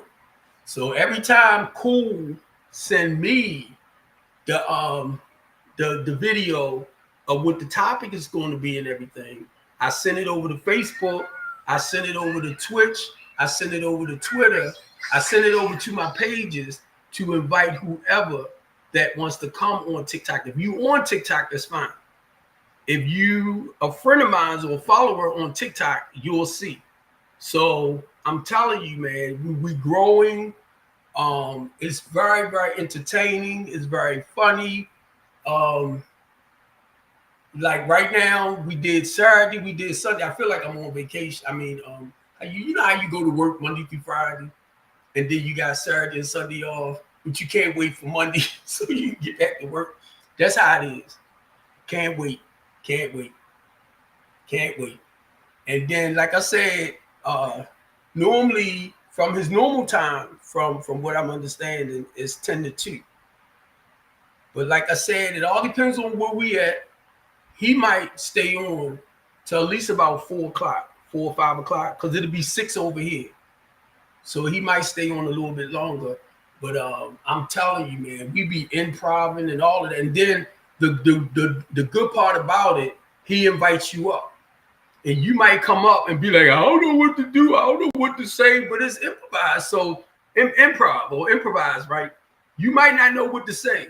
But if you come up and you feeling us and we get into that little goofy mode, you'll just come out and say, whatever you say gonna fit right in. It's just gonna fit in. And I'm telling you, we be dying laughing. We be dying. I mean, stomach hurting and everything. I'm like, oh my God. I'm telling y'all. And y'all know from my Restream lives, the goal is to do TV as well. And that's what Cool talking about too. For us to do TV as well. And do this because we reaching other countries like Africa, I'm gonna say the UK, foreign countries. So we reaching people around the world. I can tell you now, my lives, my Facebook page #1 is public. So people over in Africa, over in Europe, I got somebody from the UK that send me stuff that's going on over there. If I don't hear from her, I be thinking they locked up because she fights like me. And they took her off of Facebook. And once you talk about a lot of certain things, they will start tagging you. So because I do talk about political stuff, Facebook blocks me for a lot of stuff. Getting out. They block me. I didn't know until somebody told me. Certain things certain people might can't see me because I got over 5,000 like followers or friends. And when I put stuff out and I don't get a certain response, I'm like, wait a minute, I know they see this because I know they there. But it's like I don't get that much response back. But what I started to understand, what was told to me, don't pay a lot of attention to the views. Because you got people over in other countries.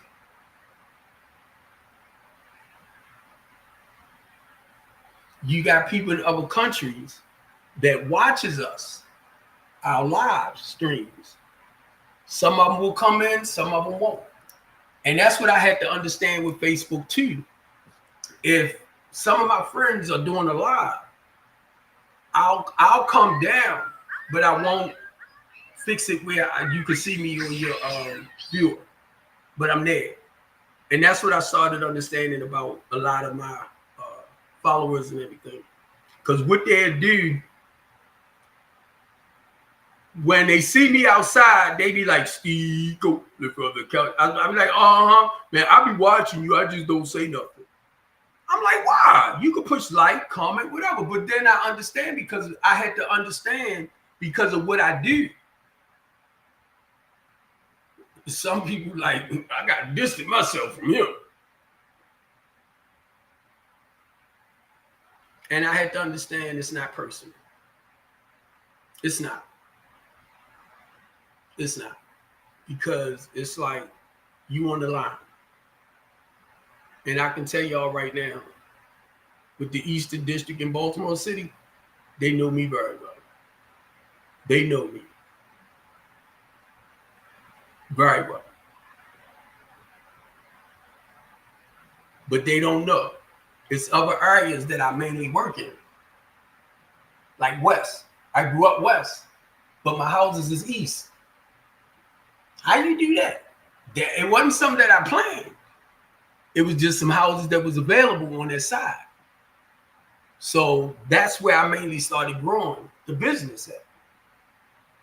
But I normally go West. Pennsylvania North. Fulton Avenue. That's my home. The goal is to help turn that area around. Not just that area, but whatever area that's struggling.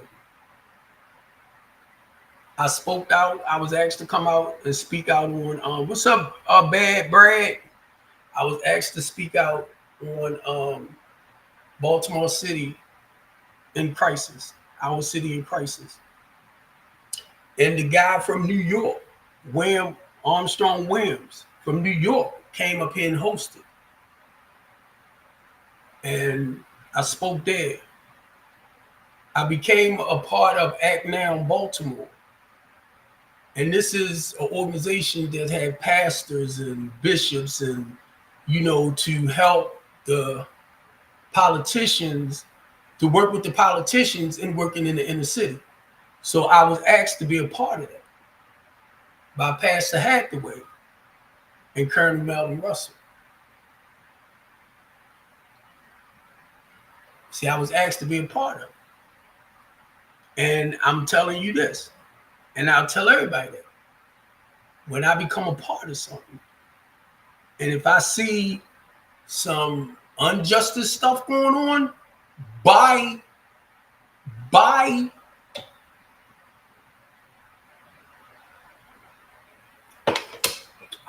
come out, I walk with we, ours, us. They know me very well. They know what I do. It's a bunch of BLKs, men that's in the community. I come out, I pick with them, I walk with them, I have fun with them because I need to be around some positive men from time to time.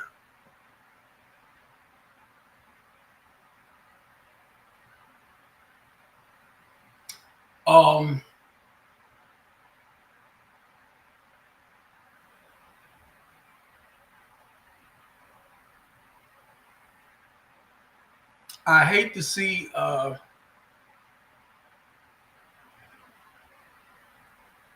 trying to think of the group that's going through. Their goal when they came together was to reduce the violence, the bang bang violence in Baltimore City, bang bang, right? They hired a lot of returning citizens that still had that same mindset when they was out in the streets, so they come back with the same mentality. So what I was trying to do is subcontract my company with them, where I can actually help them understand the importance of turning that around, changing them old ways of thinking. Because if you don't get rid of that, and if you don't change people, places, and things, and you'll start doing the same things again, but you'll start trying to find ways and means to do it, not to get caught. So the goal is to help them put some new ideas in. And now to me, and the name will pop in, you got the BLKs, to me, the kings back into the community. But they need to be positive role models for the young males and the females. So you got them back in the community, but you're not teaching them the proper ways of living this new way of life now. So they hear And the only thing they can go off of the old, and y'all wondering why stuff is happening the way it's happening.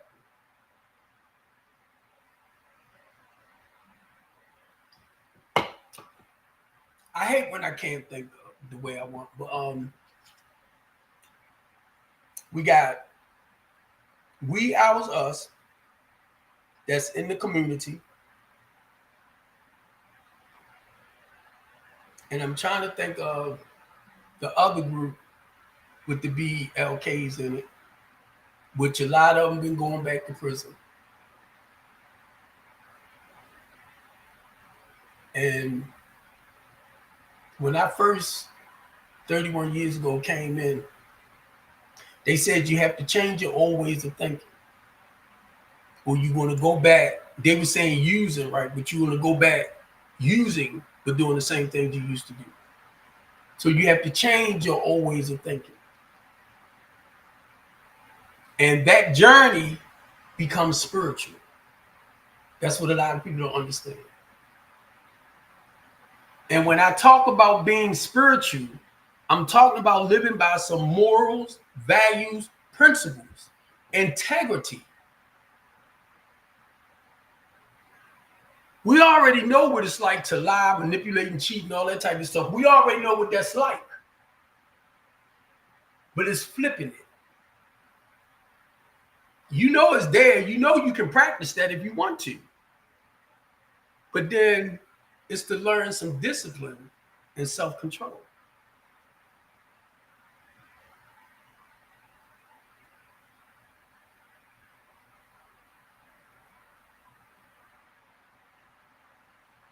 Even if I'm called to do an NA meeting, 12-step, I'll talk a little bit about, just a little, about what I used to do. Because what I understand, you had some people, because I shot, I shot. So, intervene. I did that. So you have some people that didn't. They might have snorted, bit, smoked, whatever. But it didn't matter, because with us, no matter what you use to sedate this, right? Some of us became addicted. Rather it's gambling, rather it's sex, rather it's lying, rather it's manipulating. It's just addicted personality. Those things I had to talk about. The stuff that that old stuff I wanted to do. And when I would share about stepping out or I'm caught up, when I would talk about I'm being caught up, sex, right? I'm caught up. And I talk about one female I'm caught up with. 9 times out of 10 is 5. I'm caught up with about 5. And by this time I'm hurting. And it's time to let it go. So whenever I'm asked to come up and talk about certain things, the guys hardtail to the front. They hardtail to the front, right? Because they like, oh, shucks, Steve up there. Now, when I share about the problem, they love it. But when I started sharing about what I need to do to come up out of it, they're like, oh, man, nobody want to hear that spiritual stuff. Because some people, they relate to the pain. But I was taught, don't stay stuck in the pain. You get me? So whenever I'm going through certain things, and I might struggle with it by myself for a while, and when it's time to let it go, I got to talk. And they be like, oh, shucks, there go Deke, there go Pastor. Because they know, most of them know, that my goal is to live a spiritual way of life. But being a human being, we do fall down. The point is getting back up. And that's what I had to understand. We fall down, but we get up. We fall down, but don't stay down. And that's what I had to learn. A lot of stuff I used to do, I don't do no more. I can tell you that now. Some things I might want to go grab a hold to, because it was some little excitement there. It might have caused me pain. And I realized a lot of stuff that I chase after, I knew it will harm me. I knew it was going to cause me pain, but it was just something about that pain that gave me a lot of pleasure out of it. The euphoria that came from it. And that's the stuff that I had to realize. That's why, look, this was running through my head right now. To thy own self, be true. To thy own self, be true. I can lie to y'all, but I can't lie to me. So I had to learn, no matter what I do. A lot of people might say, everything ain't for social media, everything ain't for blah, blah, blah, blah, blah. And it's not. But guess what? We got people that can't get around, right? We got people stuck in the house. Might be in the wheelchairs. Might be blind. They might be listening. They might need to hear this because they're struggling over there with certain things, right? So they need to hear this to help them understand you ain't the only one. And this is what I do a day at a time to gain peace in that area, some serenity in that area.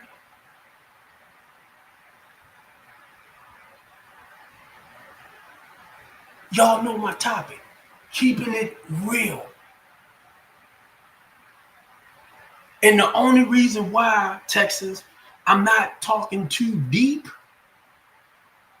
where I want to get to the root cause of some of the issues that's going on in people's lives that has a lot to do with sex from childhood. Because I'm right here on TikTok too, and you can only say certain things because they will flag you.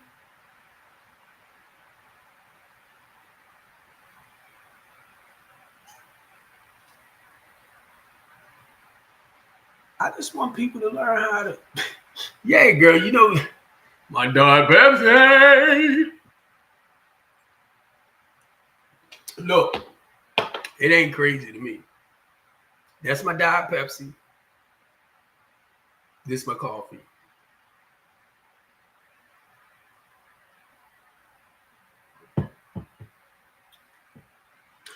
Do you know I can drink coffee and still turn around and go to sleep?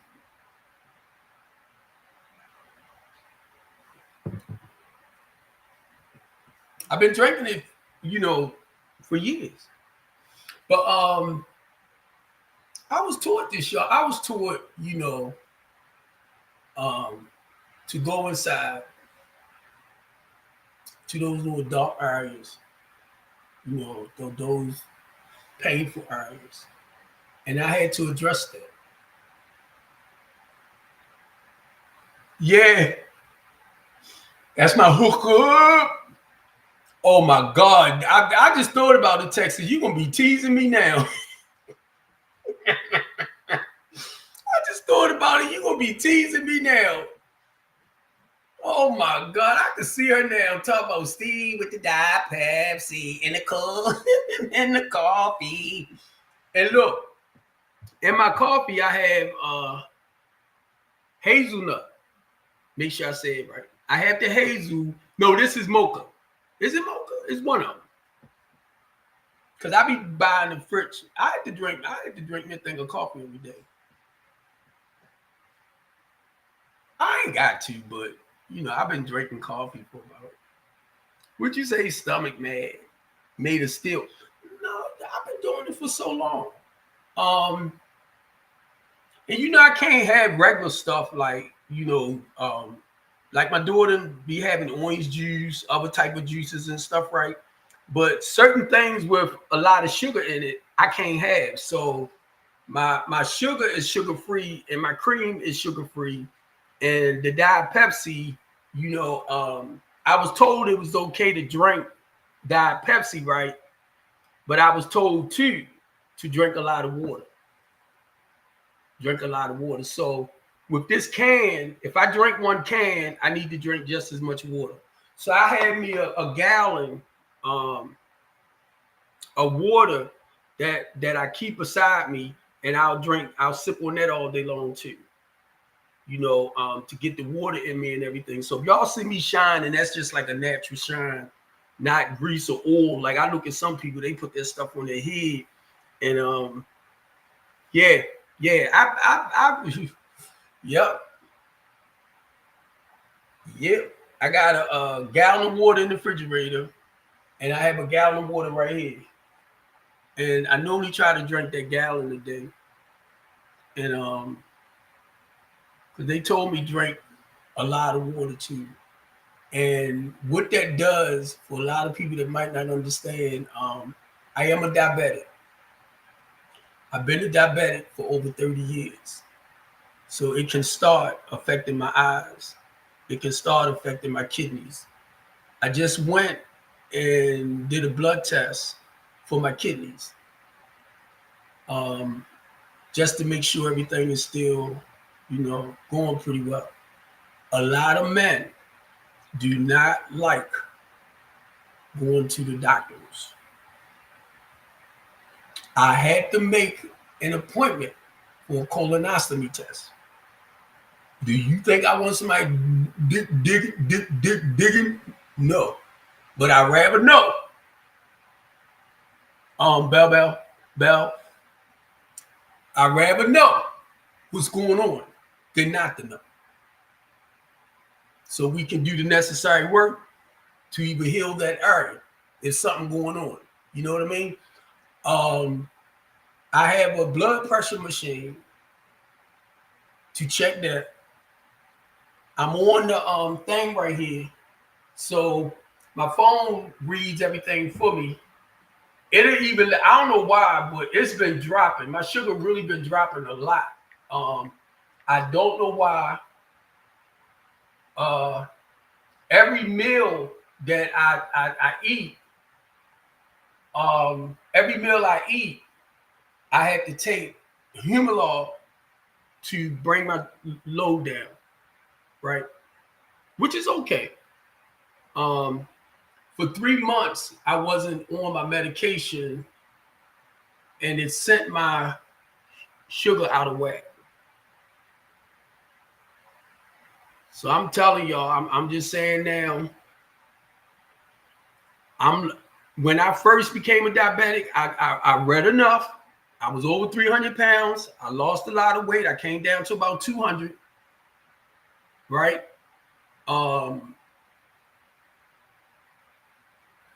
I was off the insulin for a while.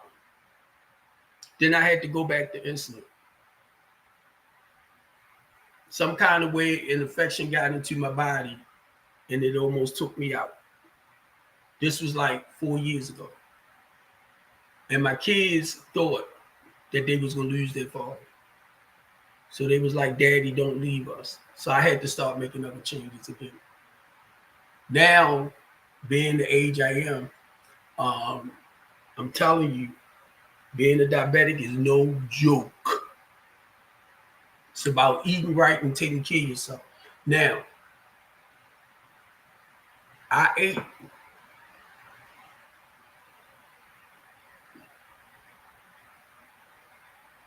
one meal. Sometimes I don't eat breakfast. Sometimes I don't eat until I feel hungry because I take Trulicity, which actually cures my appetite.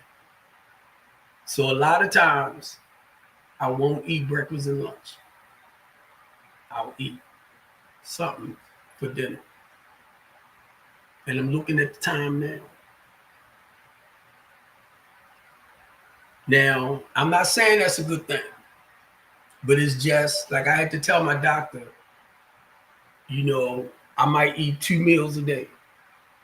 And when I do, I had to make sure I take my Humalog.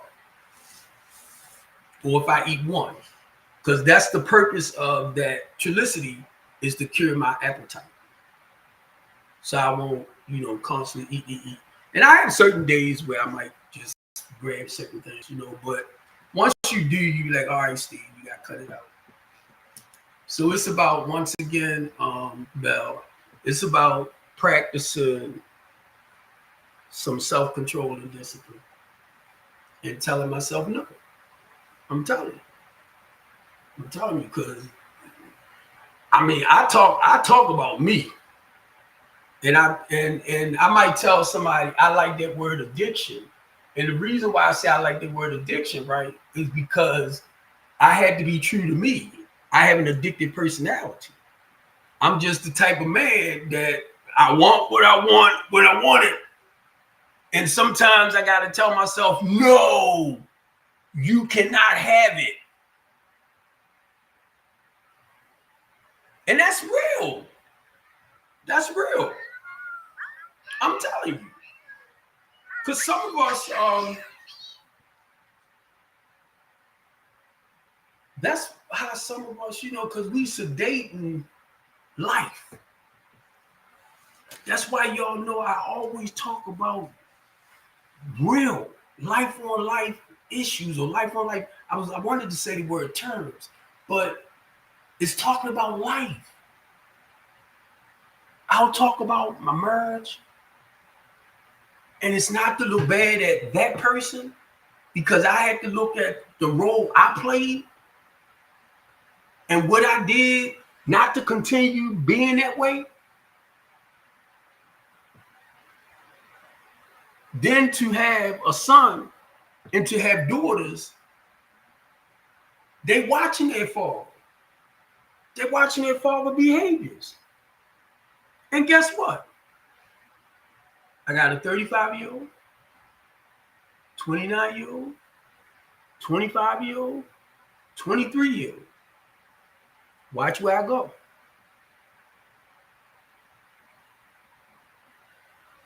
Their girlfriends is always that one. Because of the way I treat my daughters, they want that attention too. And I have to catch myself.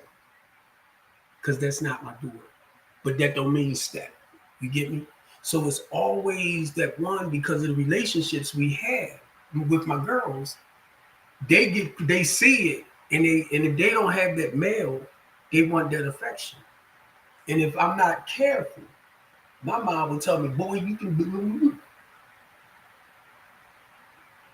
And we talked about that the other day. Not stepping across certain lines. Not mixing business. Yeah. Not mixing business. Well, mainly when it comes to me helping women. And knowing that they in a vulnerable place. And I can get what I want. It's like I have to help them feel comfortable. Look, I'm not trying to go to that next level. No, not here. No. And I know a lot of people that do what I do step across that line. I mean that level. You ain't you're not lying. It's Texas, you're not lying. I watch, and I like sharing this too because my youngest daughter, when she went to this private school, she was in the 5th grade. So a lot of her little girlfriends used to come. By this time, I'm by myself. I didn't left the house. But my daughter would come, and she would bring about 4 or 5 of her girlfriends.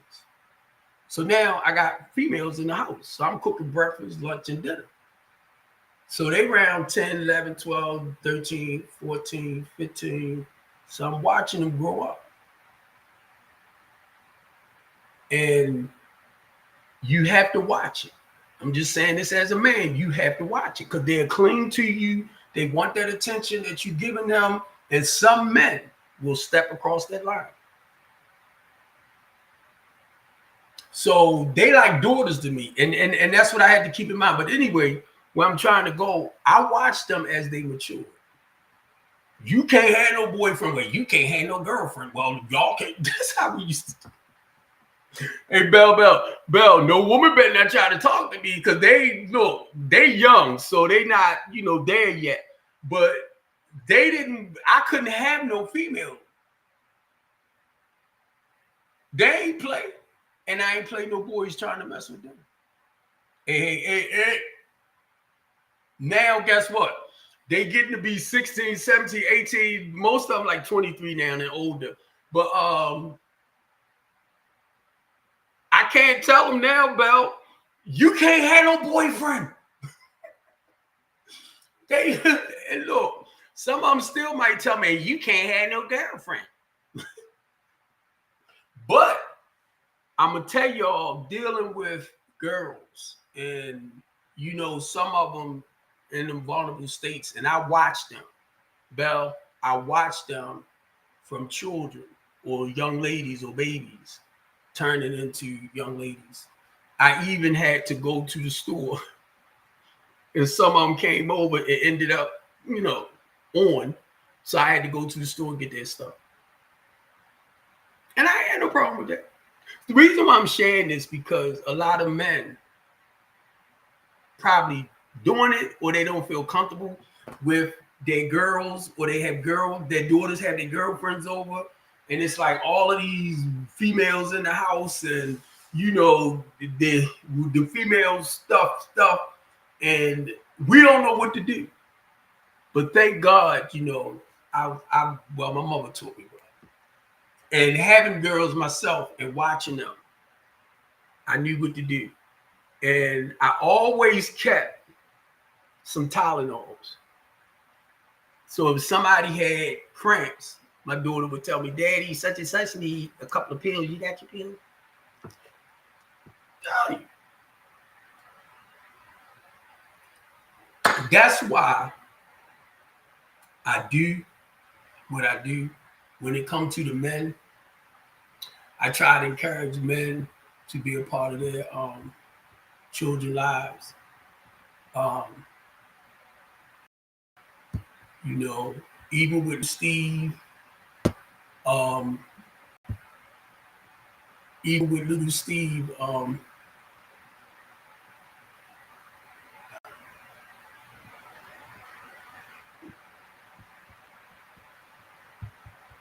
you know what? I ain't even gonna pay no attention to you, bro. I don't know if this is no. You we ain't gonna do that today. We ain't gonna do that today. All right. I'm trying to bring it down. We ain't gonna do that today, Mr. Rainbow. You need to go get some help, bro. I took your message back off. Go get some help. Go get some help. We ain't gonna do it because you want my attention.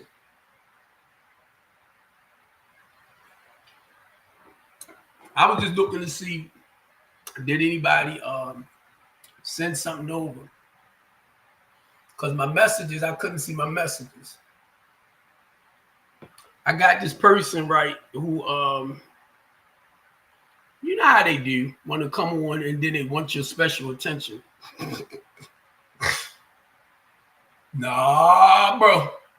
Nah. You know, my life speaks for itself. But yeah,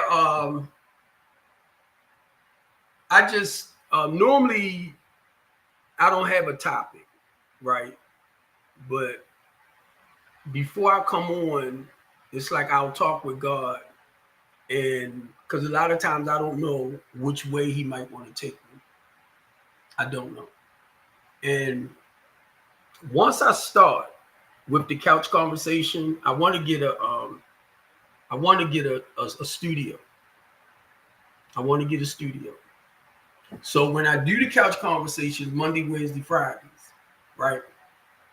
If you want to come on my platform and wherever you like, you want a segment for yourself on there, you know, where you can live stream from there. Now, the more I grow with Restream, I can reach out to over 30 other platforms. Right now, I have 8, but I only embedded 6 in. So right now, TikTok, be honest with you, TikTok will make 7 because I got 6 on my Restream and my TikTok is making 7, where I'm live streaming from that. And I know you're not getting dark for me. My battery dying, yep. So what is it? YouTube, TikTok, Twitter, 2 of my Facebook pages that I'm live on now. while I'm talking with y'all, and TikTok makes 7 platforms that I'm streaming on right now. So, but what I want to do is get the studio and set it up just like an actual, studio, recording studio, or broadcasting studio. I say recording. Then I want to do my team talk on Saturdays at 2 from my restream. So that way, once they come on, we stream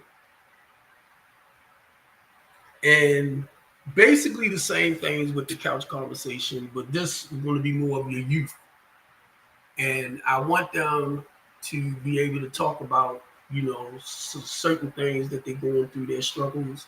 And then I want somebody to be there to help them understand how to work up out of certain situations and stay out of it a day at a time.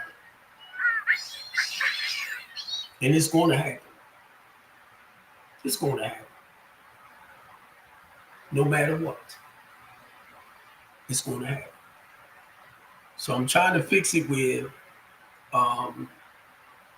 say like I come on at 4. You might want to come on about 12. From 12 to 1. Okay. Thank you, Miss Lady. So basically you can stream on my network, on my platform. So if you say like somebody that like to read, palm read, I'm just using it as an example, and you want a segment on my platform, you can, for a price. Not real expensive, don't get it wrong. But you want to come on, you want to do like an hour, that's fine. You want to do it once a week, that's fine. If you choose to do it every day, Monday through Sunday, Sunday through Sunday, around a certain time, and then once we connect, you can actually do it. You could either come into the studio itself, or you could actually do it from where you at, because you on my network. So it's to grow that as well. It's to grow it. And one thing, this is stuff that God laid on me. So the goal is to get more disciplined, be more structured. We all can come together and work together. It's not about trying to cut nobody down or make nobody look bad. That's not what I'm about. I don't even play that. I don't play that.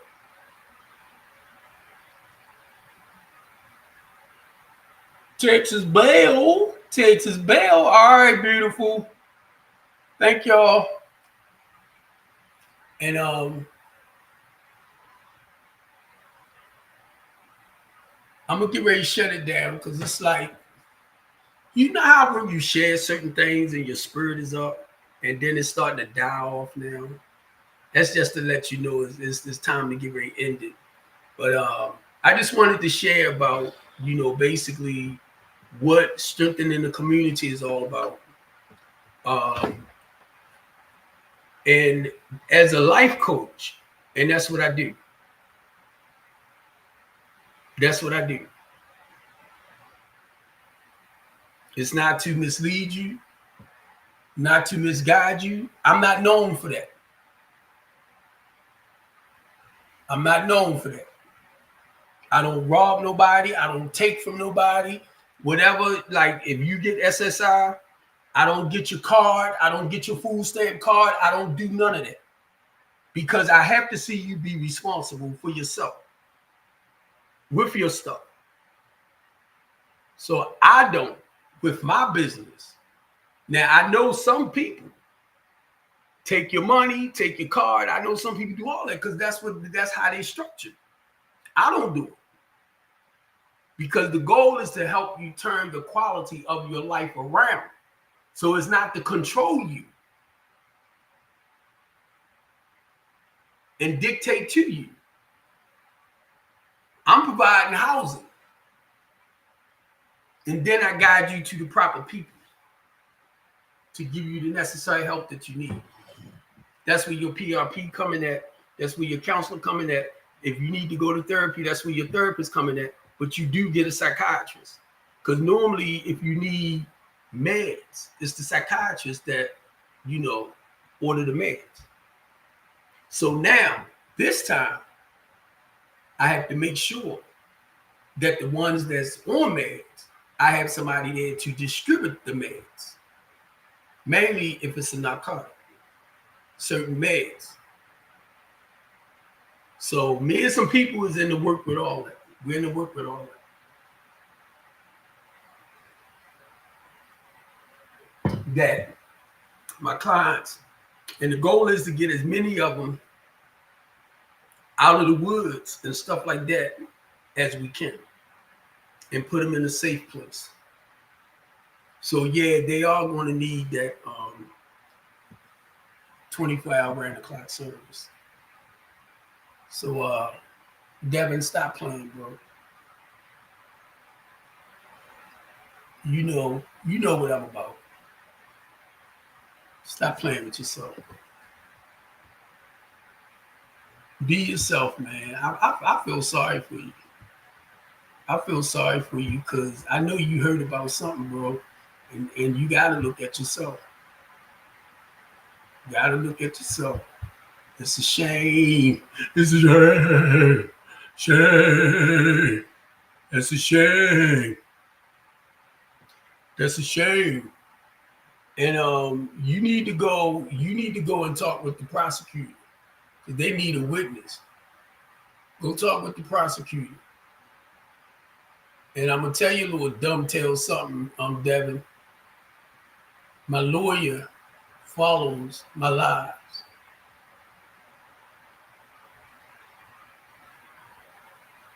So when he asks me who you is, I'm gonna tell him.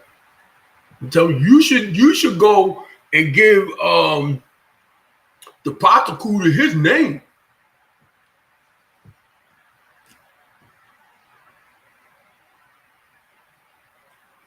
You know that's all I gotta do. Go talk to Larry Wallace, right? Find out anything I want to know. Not messing with somebody on my own research. He comes on, and he comes on under other names. He came on our comfy couch one night as YOLO, and I told Darren who he was. I told what's your name who he was, and see people like that, they're gonna block you. You come on talking stupid, they're gonna block you. If they see you coming on starting trouble and stuff like that, they're gonna block you. You can't come on and at least motivate and encourage other people. Because it's not about me. I'm only letting you know the things that I do to help people. You can't change that because you didn't call me to do that. So I'm going to just say as a deacon, I was called by him. So you can badmouth it, but guess what? It's not coming from him. And not only that, that's just a title. That's a title. Like being a community activist. That's a title. Being a human rights advocate. That's a title. I am with like nonprofit organizations that tends to fight for people, civil rights, equal rights, and constitutional rights. With Communities United, I was a board member for almost 2 years. But when they needed somebody to go and speak, they would ask me.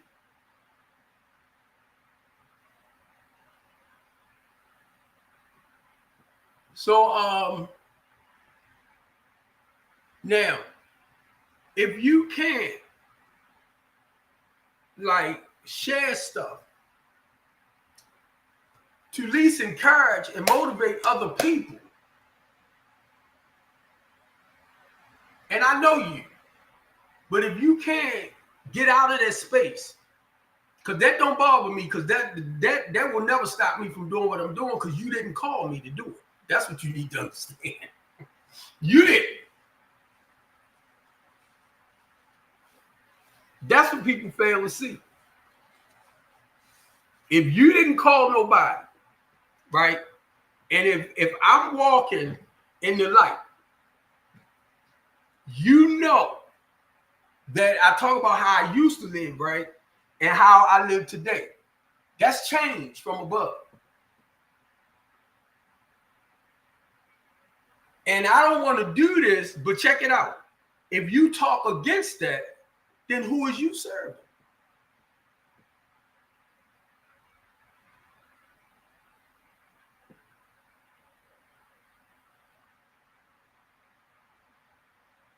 If you can't find it within you because you haven't done the necessary work to change this, and you know I already know, most of the time if you haven't worked in here, you're normally miserable.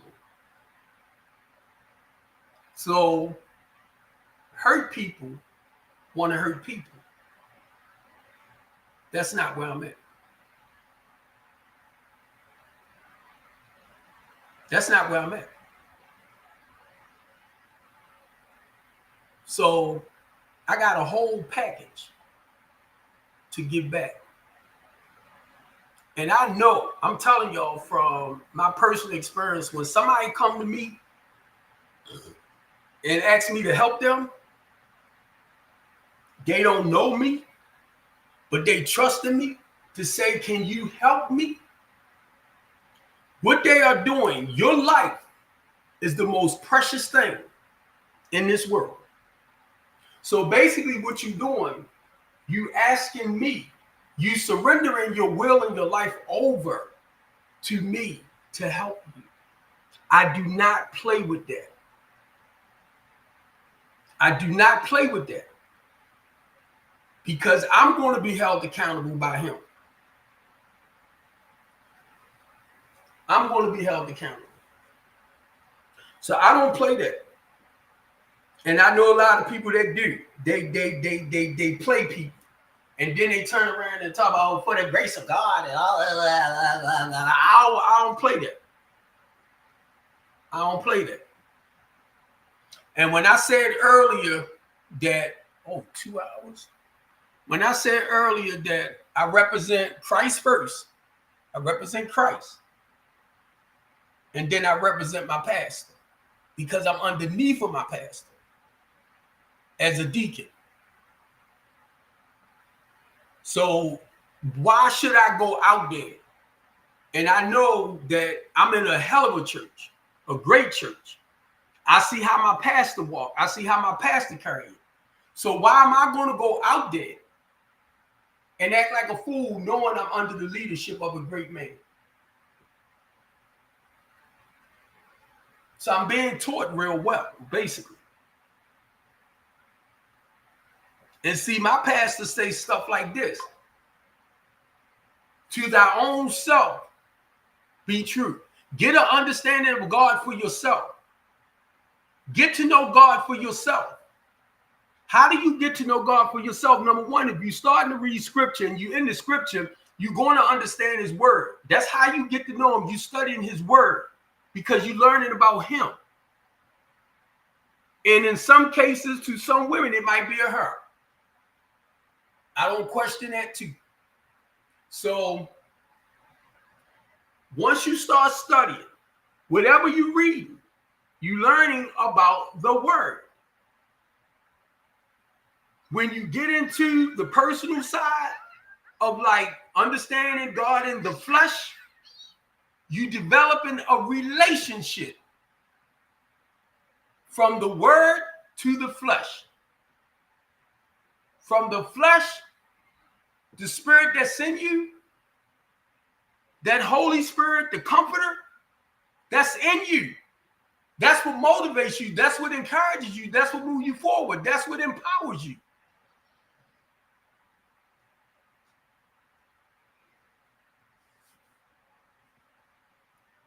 Study. Study to show thyself approved. Study to show thyself approved. Hey, Devin, I love you, bro. I ain't mad at you. Rainbow man. You rainbow man on here, but you YOLO on here, on the other one. I ain't mad. You know, I feel sorry for you. I feel sorry for you more than anything else. But I'm going to get ready to get off because my baby coming in. So I love y'all. And I'm out. I'm out. Love y'all. Have a safe night.